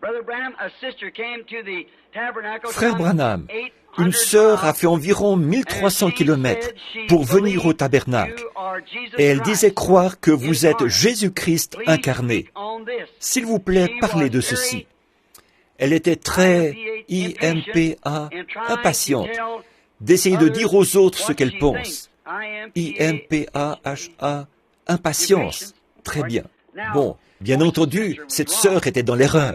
Je ne suis pas Jésus-Christ, je suis son serviteur. Nous avons expliqué ça tant de fois. Mais, j'ai presque terminé. Là, priez seulement pour moi. Ça prendra encore juste un petit moment. Frère Branham, est-ce que vous aimeriez entendre celle qui reste en faisant aussi vite que possible? Frère Branham, une fois, j'ai failli que Dieu m'avait fait... Une fois, j'ai senti que Dieu m'avait fait une promesse comme à Sarah. Il y avait une question, mais la promesse est venue par la suite. Est-ce que la promesse était de Dieu? Je savais que celle de Sarah l'était. Mais je sens que le temps est tellement court. Nous aimons votre ministère et celui qui vous a appelé. C'est gentil, n'est-ce pas? Aimons votre ministère et celui qui vous y a appelé. Et donc, nous vous aimons. Oh, ils ont signé. Merci, sœurs et frères. Une question. Oui, très bien. Maintenant, Dieu Vous pensez qu'il vous a fait cette promesse et que c'est arrivé comme à Sarah. Bien sûr, c'est le même Dieu. Il répond de la même façon. Et surtout, ne faites rien d'autre que croire que c'était de Dieu. Frère Branham, j'aimerais vous poser certaines questions concernant la Bible. S'il vous plaît, expliquez Marc. J'ai répondu à celle-là. J'ai répondu à ça. Marc 16. Nous avons répondu à ça l'autre jour. Je me souviens. Voyons un peu. Cher frère Branham, s'il vous plaît, expliquez Matthieu chapitre 22, verset quand... Nous avons répondu à celle-là, voyez. Vous vous souvenez l'autre jour, je vais vous montrer. Vous voyez, c'est juste ici, 22. Comment ce convive est-il entré au souper des noces? Celui qui avait un habit, mais qui n'avait pas revêtu un habit de noces. Souvenez-vous, j'ai fait une petite plaisanterie à ce sujet. J'ai dit, un frère dénominationnel qui est entré par qui est entré par la fenêtre et non par la porte. La porte, c'est la parole. Vous avez dit que Caïn était de la semence du serpent. Pourquoi Ève a-t-elle dit « J'ai acquis un homme de par l'Éternel » C'est celle que j'essayais de trouver ce matin. J'ai inscrit là les versets qui s'y rapportent. Il se peut que je sois en train de faire marche arrière. C'est ce que j'espère. J'en trouve ici. Frère Branham, mon mari, qui a été élevé dans la foi catholique, quand nous faisons nos dévotions, il veut prier à sa façon. J'ai répondu à ça. Vous vous souvenez? Oh, je suis en train de retrouver ces questions là-dedans maintenant. J'ai répondu à celle-là. Frère Branham, j'ai finalement intéressé ma sœur J'ai répondu à ça. Une dame qui avait une sœur catholique. Frère Branham, dans 2 Timothée 4, quel est le don qui avait été donné par... J'ai répondu à celle-là. Combien se souviennent de ces questions? J'en ai quelques-unes qui ont été mélangées ici. Voyez? Nous est-il permis d'utiliser un moyen... C'est au sujet du contrôle des naissances. Je vais vous parler de ça en privé, vous voyez, comme je l'ai dit ce matin. Premièrement, les 5 vierges folles seront-elles sauvées pendant le... J'ai répondu à ça. Je suis en train d'aller à reculons. 1 minute. Soyez patient avec moi. Après avoir connu la voie, du moins la voie de la repentance et de la sanctification, j'ai répondu à celle-là. Vous vous souvenez? Puis de perdre ça. Celle-là aussi, j'y ai répondu. J'ai fait marche arrière. Quoi? Il va falloir que je les retrouve à mesure. Frère Branham, quelle est la signification de Matthieu 24, 28? En quelque lieu que soit le cadavre, là s'assembleront les aigles. Vous vous souvenez que j'ai expliqué ça? Voyez, j'ai répondu à ça. Peut-être que j'ai répondu à toutes. Loué soit l'Éternel. C'est l'heure. Est-ce l'heure où l'épouse devra être avec vous pour... Bon, celle-là, j'y ai répondu. L'enlèvement. Peut-être que Et celle-là, je sais que j'y ai répondu, parce qu'il y avait des notes inscrites au bas. Je m'en souviens. Eh bien, loué soit l'Éternel. Nous arrivons vraiment au bout, là.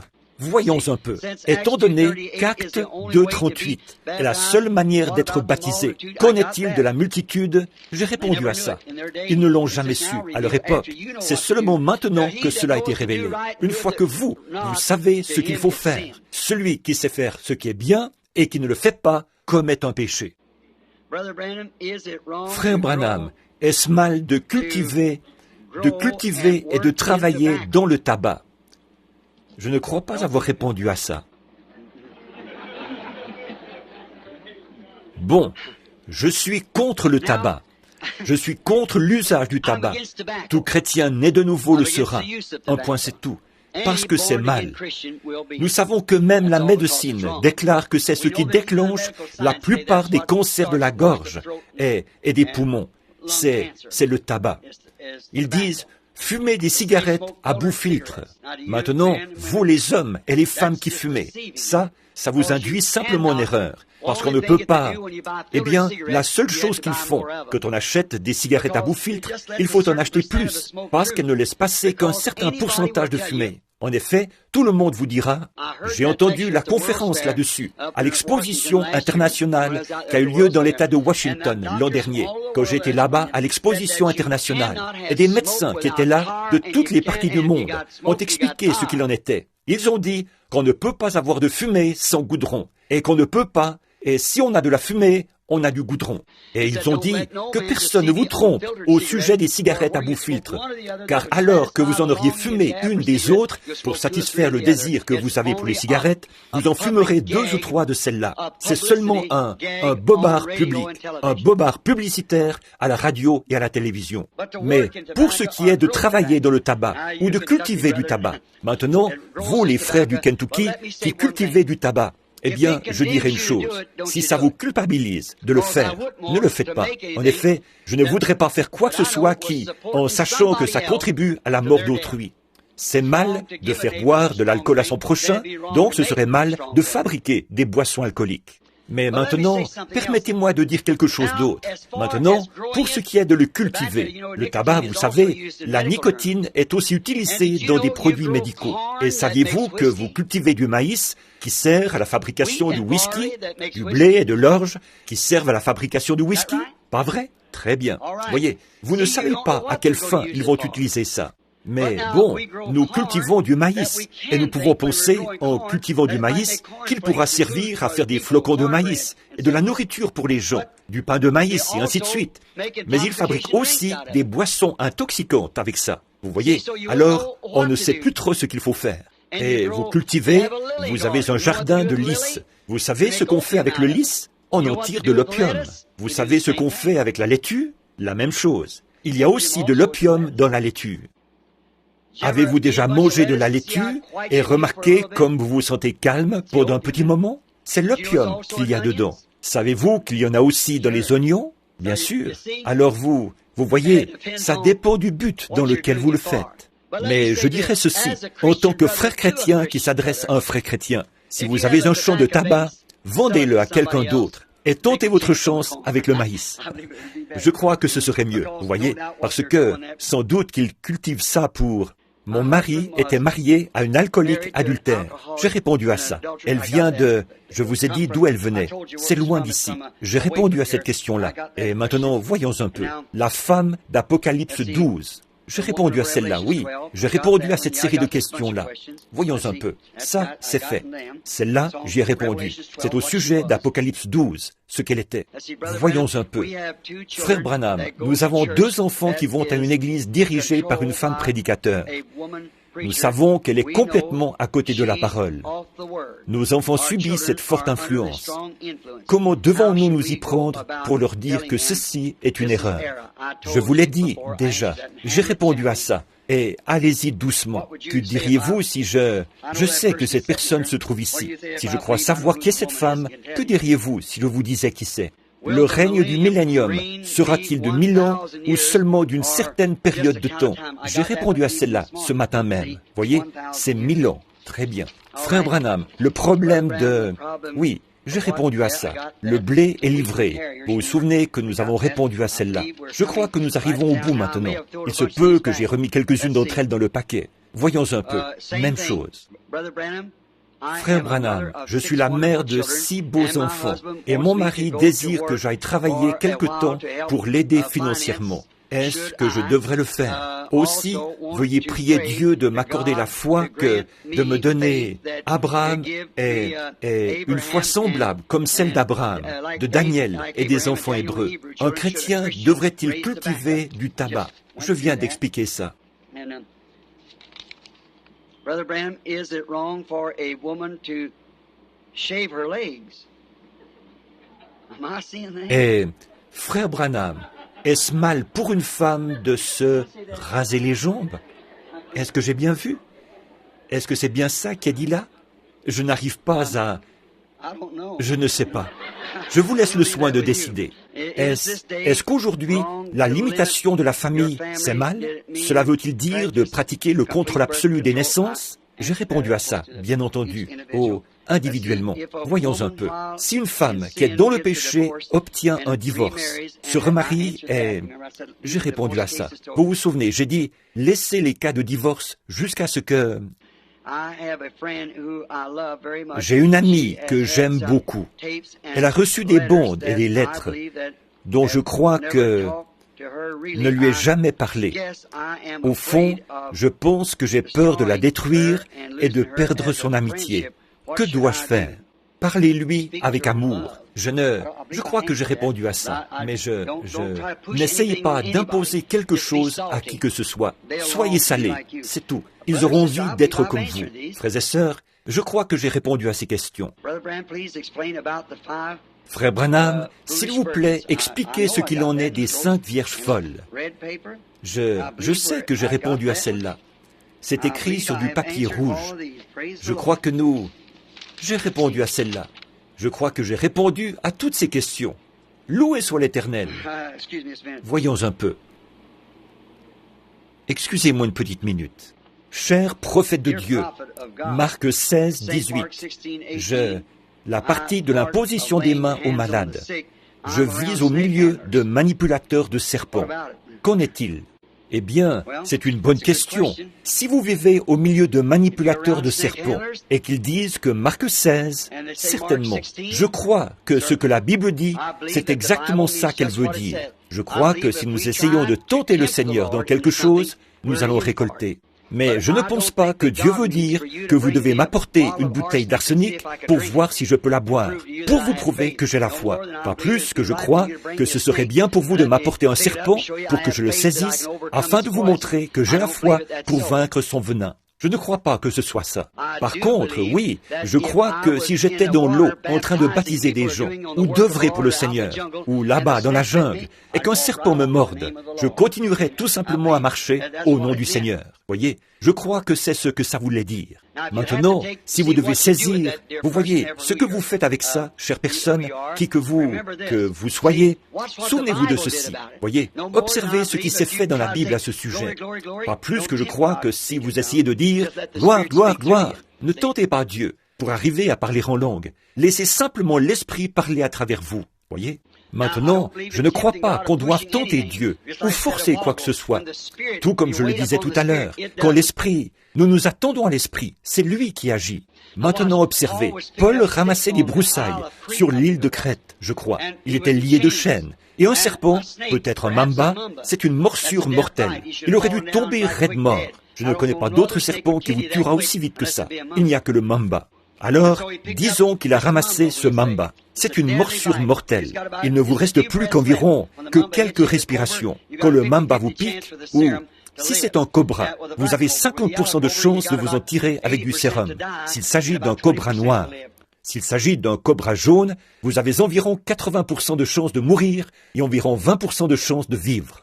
Dans le cas d'un mamba, vous n'avez aucune chance. Vous êtes mort, carrément. En effet, vous n'avez plus que quelques respirations. Ça paralyse le système nerveux, le système sanguin et tout le reste. Et c'est fini pour vous. Voyez? Mais quand ce mamba a mordu Paul à la main, ils ont dit, eh bien, cet homme c'est un méchant, peut-être un meurtrier. Bien qu'il ait été sauvé de la mer, cependant là, il n'a pas pu échapper à la mort. Les dieux vont lui faire justice, puisqu'il est un meurtrier. Paul, en voyant ce serpent suspendu à sa main, il l'a simplement secoué. Il n'était pas tout excité. « Oh Seigneur, aide-moi à faire ça !» Non, il l'a regardé. Il l'a secoué dans le feu et il a continué à ramasser des broussailles comme si de rien n'était. Ils ont dit, il va mourir à l'instant, parce que quand ce serpent vous mord, c'est fini. Le temps s'écoulait. Au bout d'un moment, Paul n'avait pas enflé. Il n'était pas mort. Il n'avait ressenti aucun effet. Ils ont changé d'avis. Ils ont dit, c'est un Dieu qui est descendu, sous la forme d'un homme. Voyez? Il n'a jamais dit, amenez-moi ce serpent. Mais le serpent l'a mordu. Il n'a jamais tenté Dieu. Mais il a eu la foi en Dieu pour vaincre la morsure du serpent. Vous voyez ce que je veux dire? Donc, qui que vous soyez, vous qui êtes parmi des manipulateurs de serpents, or, si eux, ils veulent manipuler des serpents, ça les regarde. Voyez? Moi, je ne vois pas ça du même œil. Bon, vous dites, eh bien, ces gens-là ont la foi. Je ne dis pas qu'ils n'ont pas la foi. Ils se brûlent avec un chalumeau à acétylène et des choses du genre. Mais vous voyez, ce ne sont quand même pas des preuves que ce soit de Dieu. J'ai vu des Indiens marcher sur un tapis de feu de 1 mètre de large et d'environ 40 mètres de long. Et on a tissé le feu avec des feuilles jusqu'à ce qu'il soit chauffé à blanc. Ce n'étaient pas des hommes extraordinaires, mais de simples fermiers. Ils enlevaient leurs chaussures. Ils prenaient des petits... Les prêtres les bénissaient en les aspergeant de sang de bouc. Et ils prenaient des petits crochets, comme des hameçons, et ils se plantaient ça dans la peau au-dessus de leur bouche, jusqu'à ce que ce soit vraiment moche. Des boules toutes remplies d'eau, semblables à des petites boules de sapin de Noël, comme ça, des ornements, toutes remplies, et ces grands hameçons longs comme ça, qui s'enfonçaient dans la chair. Vous pouvez vous imaginer un peu ce que c'est de les mettre et de les enlever. Et il se tenait là et marchait sur ce feu vif, en le traversant jusqu'au bout. Et c'était bien chauffé à blanc, plus que rouge, chauffé à blanc. Il traversait tout ce feu, faisait demi-tour et refaisait ce chemin à l'envers, sans avoir la moindre brûlure aux pieds. Et ils ne croient même pas en notre Dieu. Leur culte, c'est le culte des démons. Voyez, donc ça ne veut rien dire, ça. Restez simplement éloigné. Soyez simplement un chrétien très gentil, très humble. Menez la vie qu'il faut, et Dieu s'occupera du reste. Frère Branham, que vont prêcher les prédicateurs qui ne font pas partie de l'épouse? Ceux qui prêchent en ce moment le Saint-Esprit, le baptême d'eau et le salut, que prêcheront-ils s'ils ne font pas partie de l'épouse? Eh bien, vous savez ce qui va probablement arriver. Je dis ceci maintenant, je ne peux pas le prouver, mais ils vont simplement continuer à prêcher comme ils le font maintenant. Et les gens vont continuer en pensant qu'ils reçoivent le salut, mais l'épouse sera déjà partie. Est-ce bien, selon la parole, de pratiquer le contrôle des naissances? Je vous ai dit que je répondrai à ça en privé. Vous qui avez ces questions, venez me voir en privé. Cher frère Branham, nous avons un enseignant dont vous savez que l'Écriture dit... Oui, j'ai répondu à ça. Une minute, là. Frère Branham, à un moment donné, nous avons inscrit notre nom sur le registre d'une certaine... Oui, j'ai répondu à ça. C'est pour savoir s'ils ont fait une erreur en retirant leur nom. Approuveriez-vous le contrôle des naissances? Non, je ne peux pas l'approuver. Non, monsieur, voyez, est-ce que le septième ange, tel que mentionné dans Apocalypse 10, est la même personne que l'Élie de Malachie 4? Est-ce que j'ai répondu à ça? Il me semble que je n'y ai pas répondu. Oui, c'est la même personne. Apocalypse 10 est le message du septième ange, le septième ange, messager du septième âge de l'Église, qui est Malachie 4. Est-ce que le contrôle des naissances? J'en ai beaucoup là-dessus. Je les ai simplement remises derrière. Je ne voulais pas répondre à ça. J'aimerais mieux vous voir en privé. Où trouvons-nous que Noé a prêché pendant 120 ans et qu'il a construit l'arche en 120 ans? Est-ce que j'ai répondu à ça? Une génération où le temps alloué sur terre à l'homme était de 120 ans, période que Noé a prise pour construire l'arche, laquelle période était considérée comme une génération en ce temps-là. 120 années était le temps alloué à l'homme. Et il a prêché, par conséquent, Genèse 6:3, il a prêché à cette génération. Donc, 120 ans. C'est ce que Noé a fait. Très bien. Voyons un peu maintenant. Dans Malachie 4, cet Élie doit ramener le cœur des pères à leurs enfants, puis le cœur des enfants à leurs pères. Est-ce la même personne? Oui, c'est la même personne. Très bien. Oh, attendez une minute. Non, pardon, excusez-moi. Juste, vous voyez comme le Saint-Esprit a saisi ça pour moi? Non, je pensais qu'il était dit que, voyez, ce dont il s'agissait dans Malachie 3, là, j'envoie mon messager devant ma face. C'était Élie. Dans Malachie 4, voilà qu'il est dit, voici, j'envoie Élie. Dans Malachie 3, il devait amener un messager, envoyé devant la face du Seigneur Jésus. Et c'était Jean. Combien comprennent ça? Dans Malachie 4, quand cet Élie vient, immédiatement après son message, et tout, après, c'est la venue du Seigneur et le renouvellement de la terre. Et si vous remarquez, pour le confirmer, là, que ce n'est pas la façon dont le Saint-Esprit a écrit cela par ce prophète. Il a dit, il ramènera d'abord le cœur des pères à leurs enfants. Voyez, ça, c'était la première venue de Jean. Il a ramené le cœur des pères, des vieux patriarches qui étaient les pères, au message des enfants, qui était la nouvelle génération d'alors, Jésus, dans cette génération-là. Ensuite est une conjonction qui sert à lier ces éléments, le cœur des enfants à leur père, ce qui veut dire que le message d'aujourd'hui ramènera le cœur des enfants de l'âge de l'Église à la foi originelle de la Pentecôte, du commencement. Donc, ce sera deux différents, c'est le même messager, mais il y a là une distinction entre la première et la seconde venue de Jean, ou du messager, Élie. Mon mari et mon plus jeune fils ne croient pas. Oui, j'ai répondu à ça. Je le sais, parce que je vois que la personne a apposé là sa signature. Je me rappelle lui en avoir parlé par la suite. Comment pouvons-nous trouver la volonté du Seigneur? Notre maison, devrions-nous aller habiter à Jeffersonville, dans l'Indiana? Quelqu'un peut-il être chrétien et ne pas aimer les gens de couleur? Dieu ne voudrait pas qu'ils soient traités comme nous parce qu'ils sont noirs? Qu'est-ce que vous suggérez là-dessus? Croyez-vous à l'intégration ou bien à la ségrégation? Je crois à l'intégration. Je crois qu'un homme, quelle que soit sa couleur ou qui qu'il soit, c'est un homme. Tout comme moi, j'en suis un. C'est tout à fait exact. Et je crois que si seulement il laissait ces gens de couleur tranquilles, et que ces communistes n'étaient pas allés là-bas pour les inspirer. Or, ils voulaient, les vrais, les authentiques gens de couleur. Il y a parmi ces gens-là un groupe d'authentiques saints, nés de nouveau, remplis de piété. Mais certainement, le fait que ma peau soit blanche et que la leur soit noire, pour moi, ça ne compte pas, ça. Il est mon frère, s'il est en Christ. Voilà pourquoi je ne suis pas d'accord avec le message africander. Eux ne croyaient même pas que ces gens-là avaient une âme. C'est pour ça que j'étais mal vu là-bas. J'ai dit, cet homme-là est un homme autant que moi, j'en suis un. Il a droit aux mêmes privilèges que moi. Sa peau, ça ne change rien. Ça, pour moi, ni pour tout homme qui est né de nouveau de l'Esprit de Dieu. Mais j'ai dit, s'ils avaient laissé ces gens de couleur tranquille, ils n'auraient jamais été inspirés comme ça. Et je le dirai du haut de cette chair. Nous avons beaucoup de gens de couleur qui viennent ici. Je ne pense pas qu'il y en ait ici ce soir. Mais nous avons beaucoup de gens de couleur qui viennent ici à cette église. Frères, ils sont les bienvenus autant que n'importe qui d'autre. Ce sont mes frères et mes sœurs. Et il y a parmi les gens de couleur, quelques-uns des gens les meilleurs que j'ai jamais rencontrés de ma vie. Et parmi eux aussi, il y a des renégats, tout comme parmi les gens de race blanche, ou de race jaune, ou de race brune. Oh oui. Par contre, je ne suis pas pour les mariages mixtes. Je crois qu'un homme blanc ne devrait pas se marier avec une jeune fille de couleur, ni une jeune fille de couleur se marier avec un homme blanc, ni une personne de race jaune se marier avec une personne de couleur, ou avec une personne de race blanche, ou...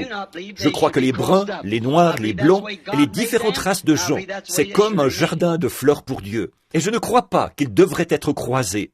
Je crois que c'est comme ça que Dieu les a faits, et je crois que c'est comme ça qu'ils devraient rester. Qu'est-ce que, pour moi, c'est un non-sens de voir une jeune fille de couleur, vraiment jolie, intelligente, une belle fille, aussi jolie que n'importe quelle femme qu'on voudrait voir. Pourquoi est-ce qu'elle voudrait se marier avec un homme blanc et avoir des enfants mulâtres? Pourquoi est-ce qu'une jeune fille intelligente, une jeune fille de couleur, voudrait faire une chose pareille? C'est parce que quelque chose, c'est communiste. Et comment se fait-il qu'un homme bien, un homme de couleur, veuille se marier avec une femme blanche et avoir des enfants mulâtres? Je ne crois pas que je crois que nous devrions rester tels que nous sommes. Nous sommes des serviteurs de Christ.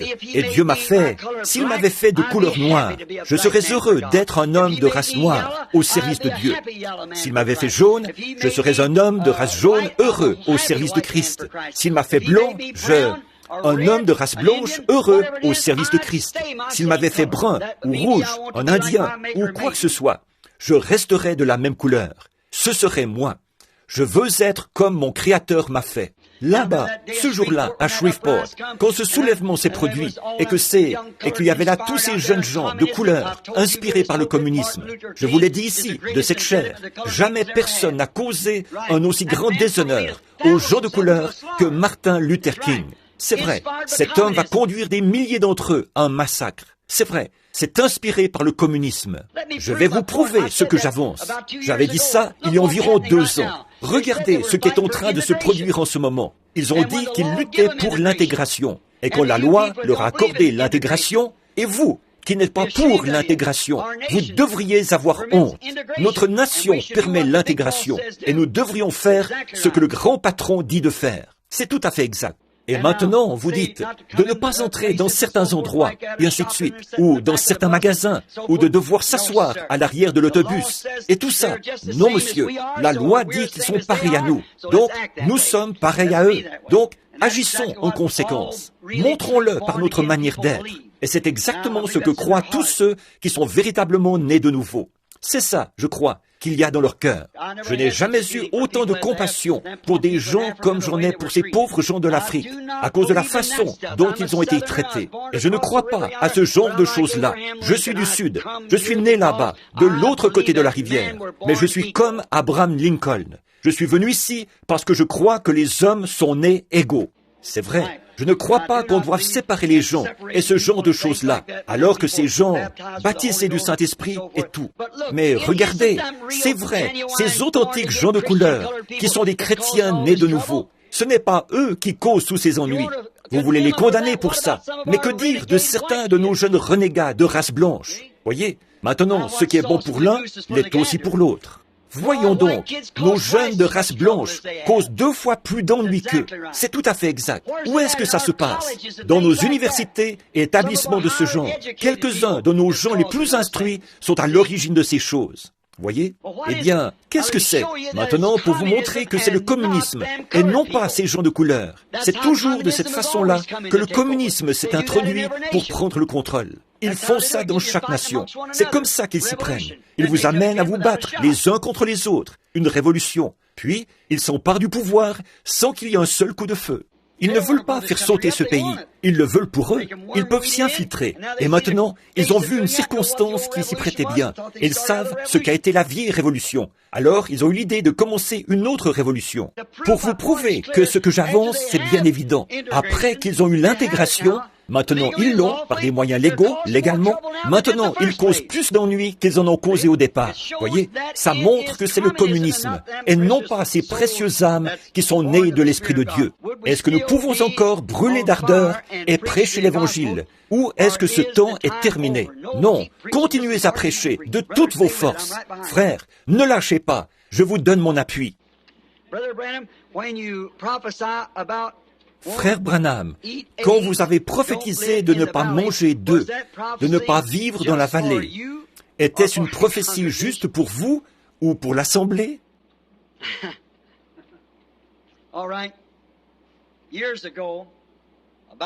Très bien. Il y a des années, une trentaine d'années, j'ai donné une prophétie où il était dit que dans les derniers jours, il y aurait des maladies parmi les animaux, parmi le bétail, et que les œufs, même les œufs, seraient affectés, et qu'il y aurait des œufs qui ne seraient pas bons à manger, et aussi que les gens qui vivent dans les vallées. Or, souvenez-vous, j'ai prophétisé ça il y a très longtemps, il y a 30 ans déjà, disant qu'il viendrait un temps où les gens qui vivent dans les vallées, que j'allais demander aux chrétiens qui vivaient dans les vallées de déménager et de ne pas manger certaines viandes et des choses comme ça, qui seraient toxiques, que ce serait dangereux. Je crois que c'est comme ça que je l'avais prophétisé, pour les gens de vivre dans les vallées. Or ça, c'était avant qu'il y ait des retombées radioactives, ou qu'on sache quoi que ce soit au sujet des retombées radioactives. Mais c'était le Saint-Esprit qui m'avertissait. Et aujourd'hui, même notre bétail, vous voyez qu'on en a retiré du marché, il est vaporisé de DDT, ce qui a introduit quelque chose dans les vaches.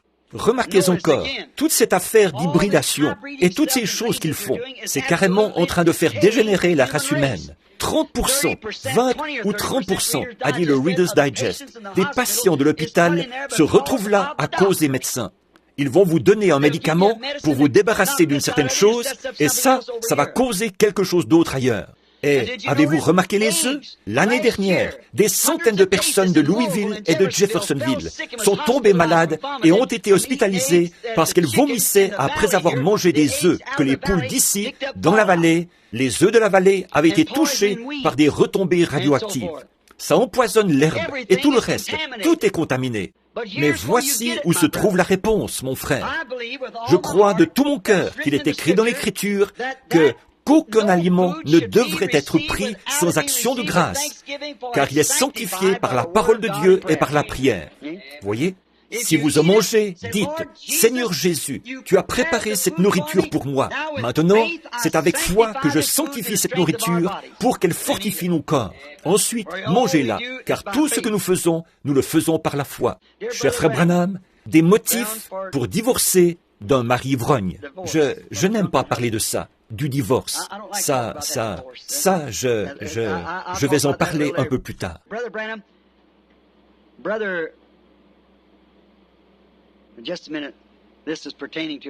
Frère Branham, frère, une minute. Ceci concerne l'un des ministres d'ici. Je vais la lire d'abord. Une minute. Eh bien, je vais vous dire, je vais la lire quand même. Frère Branham, frère Neville m'a dit par prophétie que, ainsi dit le Seigneur, je recevrai le Saint-Esprit. Alors qu'il m'a dit, avec cette assurance, que je recevrai le Saint-Esprit, je n'ai pas encore reçu le Saint-Esprit. Devrais-je continuer? Mais bien sûr, faites ça. Continuez à croire. Remarquez, J'étais chez Frère Wood hier, au moment où on a reçu un appel téléphonique d'un homme qui est dans un fauteuil roulant, qui était venu ici avec un fardeau pour un frère ou pour quelqu'un qui était alcoolique, qui avait été chez les alcooliques anonymes, qui avait reçu des piqûres à l'hôpital et tout. Et Frère Neville, soit par un parler en langue ou autre, il a donné une prophétie à cette personne. Il a donné la prophétie qu'il arriverait quelque chose de bien à cet homme dans les quelques jours qui allaient suivre ou quelque chose comme ça. Et l'homme a téléphoné pour dire que cet homme, depuis 68 jours maintenant qu'il a quitté l'hôpital, il n'a pas pris un seul verre, ni aucun médicament pour l'empêcher de boire, ni rien. Et la chose que Frère Neville avait dite par prophétie s'est accomplie. Loué soit l'Éternel. Nous croyons que notre frère est un homme de Dieu. Cher frère Branham, Maintenant, attendez, je vais m'arrêter là une petite minute. Or, c'est ça que j'essaye de dire aux gens. Frère Neville croit le même message que moi, je crois. Frère Capps, frère Biller, frère Raddle, tous ces frères ici croient le même message que moi, je crois. Ils le prêchent comme moi. Et si vous le voulez, que vous le voulez vraiment, que vous avez l'intention de déménager, que vous allez prendre votre retraite ou quelque chose, et que vous voulez venir pour la parole, venez ici, venez au tabernacle. C'est là que vous l'entendez. Ce sont des hommes saints. Ce sont des hommes qui ont le même Saint-Esprit que vous et moi. Ils tirent leur enseignement de la même Bible, et ils enseignent le même message. Cher frère Branham, ceux qui parlent en langue, sont-ils le reste? Oui, j'ai répondu à ça. Oui, j'ai répondu à ça. Naître en parlant en langue. Frère Branham, votre prédication sur le baptême du Saint-Esprit, est-ce que le baptême au nom de Jésus? Oui, j'ai répondu à ça.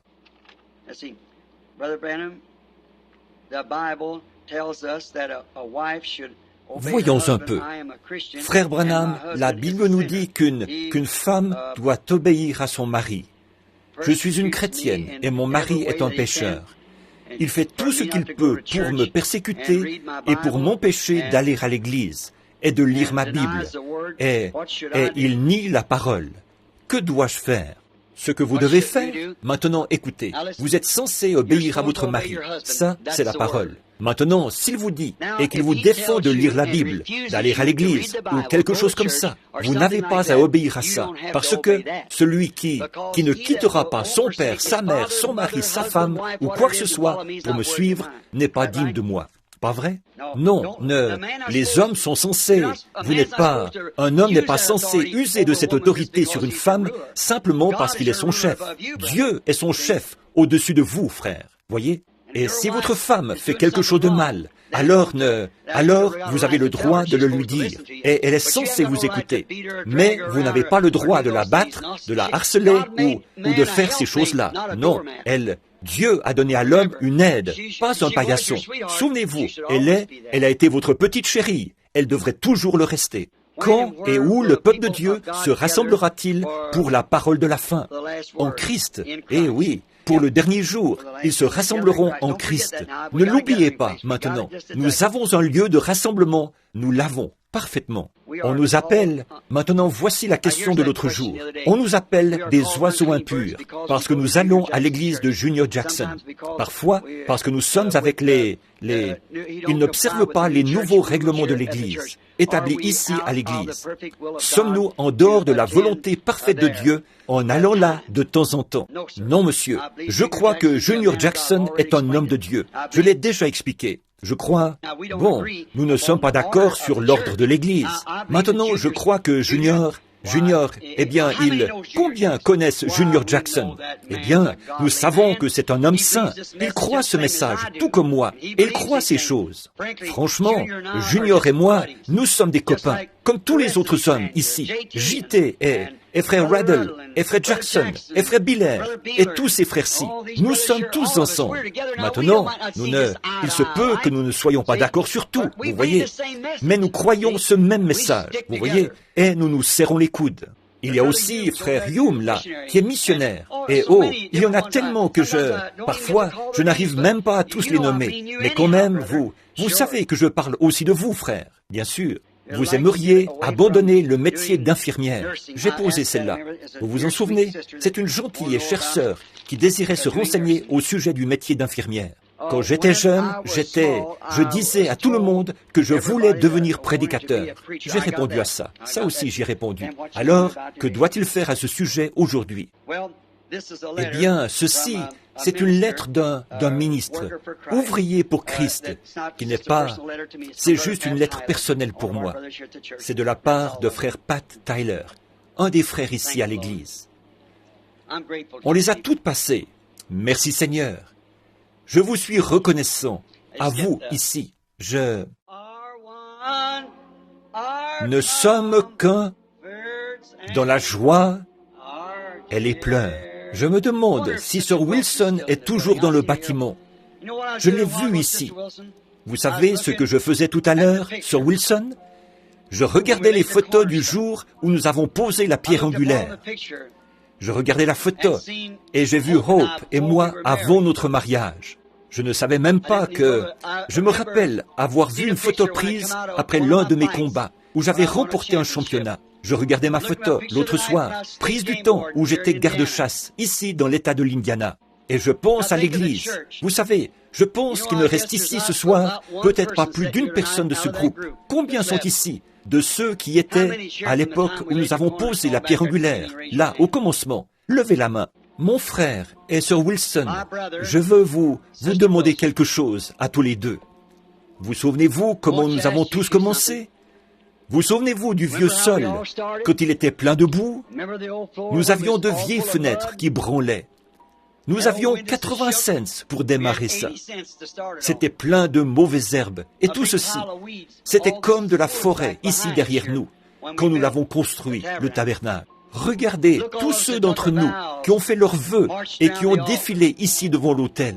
Nous les avons vus venir et partir, l'un après l'autre. Avez-vous remarqué ceux qui sont restés avec le message, comment ils sont partis? Maintenant, pensez à ceux qui ont abandonné le message, comment eux sont partis. Pensez-y. Nous voici ce soir, après tout ce groupe-là, qui était 3 fois plus nombreux que ce que nous avons maintenant ici, même à nos réunions où il y a le plus de monde. Pensez-y, alors que des autobus scolaires étaient parqués partout dans le voisinage, et d'un bout à l'autre de ce terrain, venant de partout. Et on installait même des tentes pour le surplus de gens. Et encore là, on n'arrivait pas à placer tous les gens qui se rassemblaient ici. Je n'étais qu'un jeune prédicateur. Voyez? Et de ces milliers de gens que nous avons eus, nous ne sommes plus que 3 ici, ce soir. Je me souviens de Sir Wilson, quand on m'avait appelé à son chevet, alors qu'elle se mourait de la tuberculose.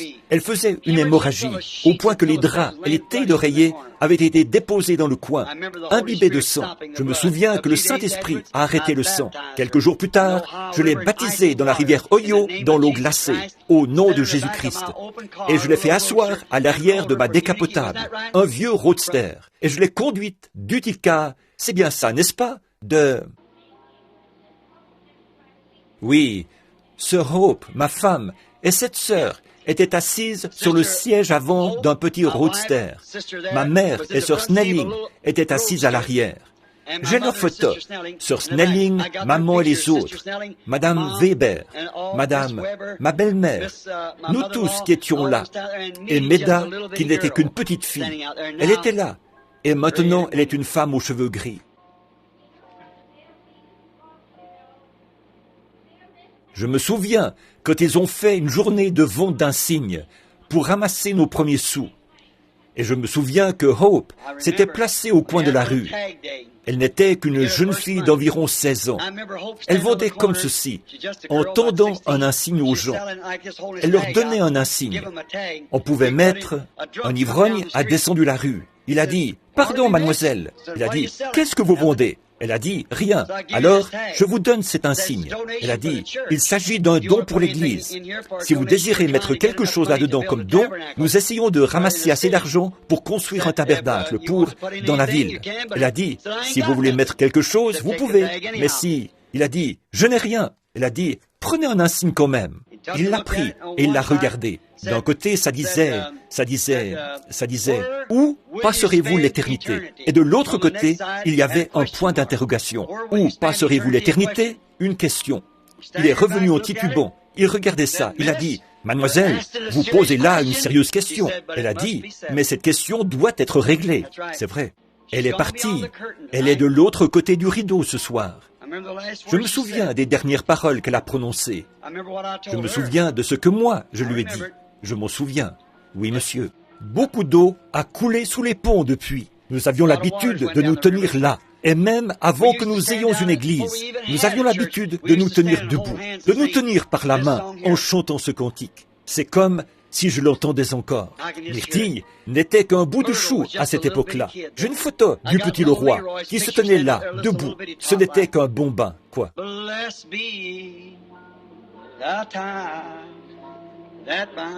Béni soit le lien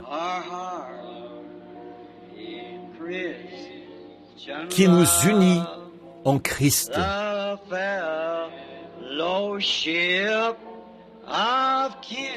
Le saint amour, l'amour divin que verse en nous l'Esprit. Pendant que nous chantons ça, beaucoup d'entre eux sont là-bas. Ils attendent sa venue. Nous nous séparons.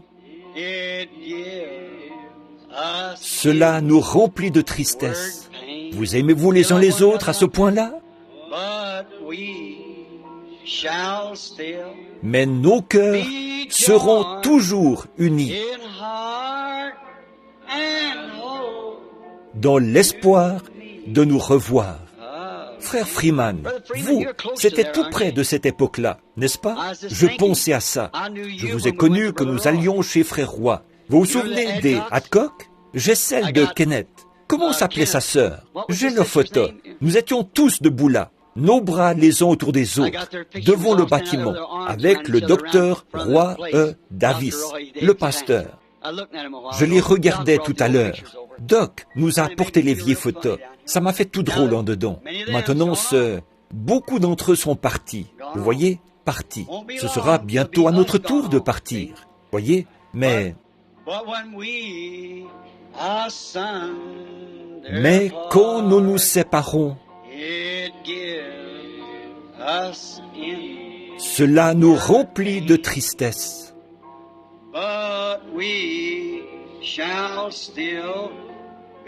Mais nos cœurs seront toujours unis dans l'espoir de nous revoir. Vous souvenez-vous de Frère Bosworth? Juste avant qu'il traverse de l'autre côté, il s'est levé dans la chambre, il s'est mis à marcher et il a serré la main de son père, de sa mère et de ses convertis à Christ. 40 ans. Ils étaient morts depuis 40 ou 50 ans. Il les a vus qui se tenaient là dans la chambre et il essayait d'amener tout le monde à les voir aussi. Qu'est-ce que c'était? Ce vieil homme était en train d'entrer dans ce pays où je me suis trouvé le matin où j'ai eu cette vision. C'est vrai. Je les ai vus là-bas. Ils étaient redevenus jeunes. Nos cœurs sont toujours unis. Nous espérons nous revoir. C'est vrai. Que Dieu vous bénisse. Je viens de regarder au fond de la salle. Je parlais de mes amis de couleur et j'aperçois frère et sœur Nash qui sont assis là-bas. Je ne savais pas que vous étiez là. Je viens juste de regarder au fond. Ils sont tout au fond. Et cet autre frère qui est assis ici. Est-ce le frère qui me manifeste à haute voix son appréciation là-bas, au fond, de temps en temps, qui est assis ici? Son nom m'échappe. Frère Wood m'a dit qu'il causait avec lui et qu'il lui a dit, « Vous savez quoi? Quand l'esprit me saisit, il faut que je crie. Hey !» Il a dit, « J'espère que je ne dérange pas. Quand vous ne criez pas, hey, c'est moi que ça dérange. » Que Dieu vous bénisse. Je vous aime, frères et sœurs. C'est vrai. Frère Nash, sœur Nash, vous savez que je vous aime. Oui, monsieur. Vous êtes mon frère et ma sœur en Jésus-Christ, de chers et tendres amis. Et s'il y a quelqu'un d'autre, s'il y en a quelques-uns que je n'ai pas vus, sachez que ces portes ici vous sont ouvertes. Les portes du ciel s'ouvriront aussi. Mais nos cœurs seront toujours unis dans l'espoir de nous revoir.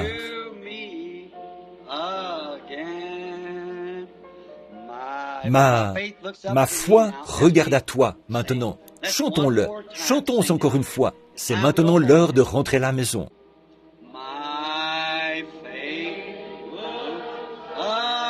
Ma foi regarde à toi. Toi, agneau du calvaire. Ô Sauveur divin, écoute ma prière. Efface mon péché.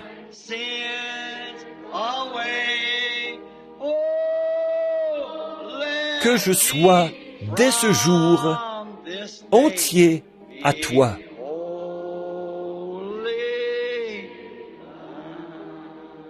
Essayons encore, saint, saint, là, d'accord? Donnez-nous la note, sœur. Oh, le connaissez-vous? Vous vous souvenez quand sœur Gertie et les autres chantaient ça? Le jour s'éteint à l'ouest, le ciel a béni la terre est bénie.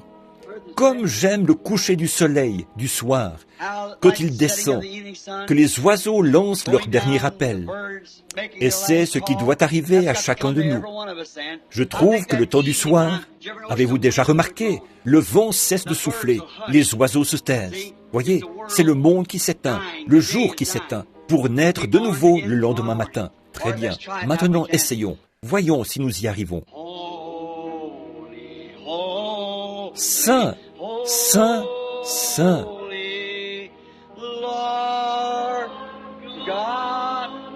Dieu très puissant.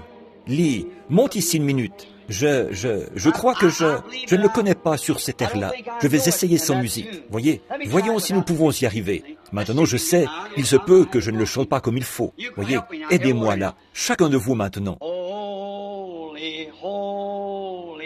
Saint, saint, saint.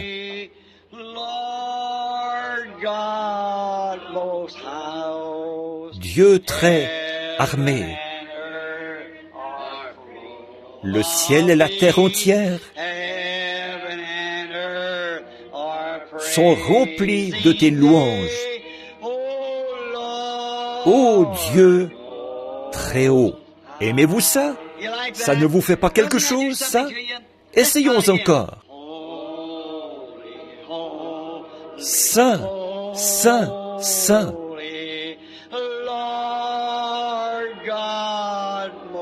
Dieu très haut.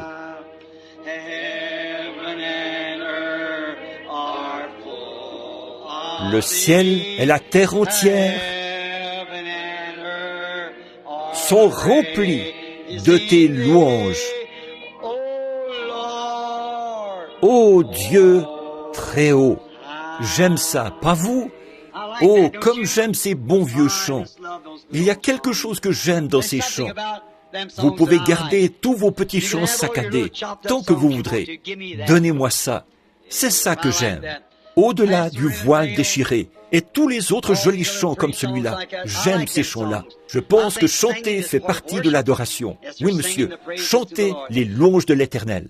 Très bien maintenant. Le cantique que nous avons l'habitude de chanter en nous séparant. Revêt-toi du nom de Jésus. Maintenant, que le Seigneur vous bénisse, alors que nous nous levons. Revêt-toi du nom de Jésus. Ô toi, enfant de tristesse, il va te procurer la joie. Oh, prends-le partout où tu vas. Précieux nom, nom si doux, espoir de la terre, joie du ciel. Précieux nom, nom si doux, espoir de la terre, joie du ciel. Maintenant, voici le couplet que j'aime, et c'est un avertissement pour chacun de vous, là. Qu'est-ce qu'il faut faire? Revêt-toi du nom de Jésus, comme d'un bouclier puissant. Écoutez, quand les tentations surviennent, que devez-vous faire? Murmure simplement son nom en priant. Précieux nom, nom si doux, espoir de la terre, joie du ciel. Précieux nom, nom si doux, espoir de la terre, joie du ciel. Maintenant, inclinons la tête.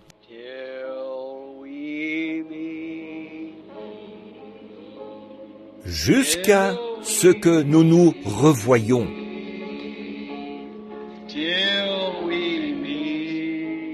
réunis aux pieds de Jésus, jusqu'à ce que nous nous revoyions, jusqu'à ce que nous...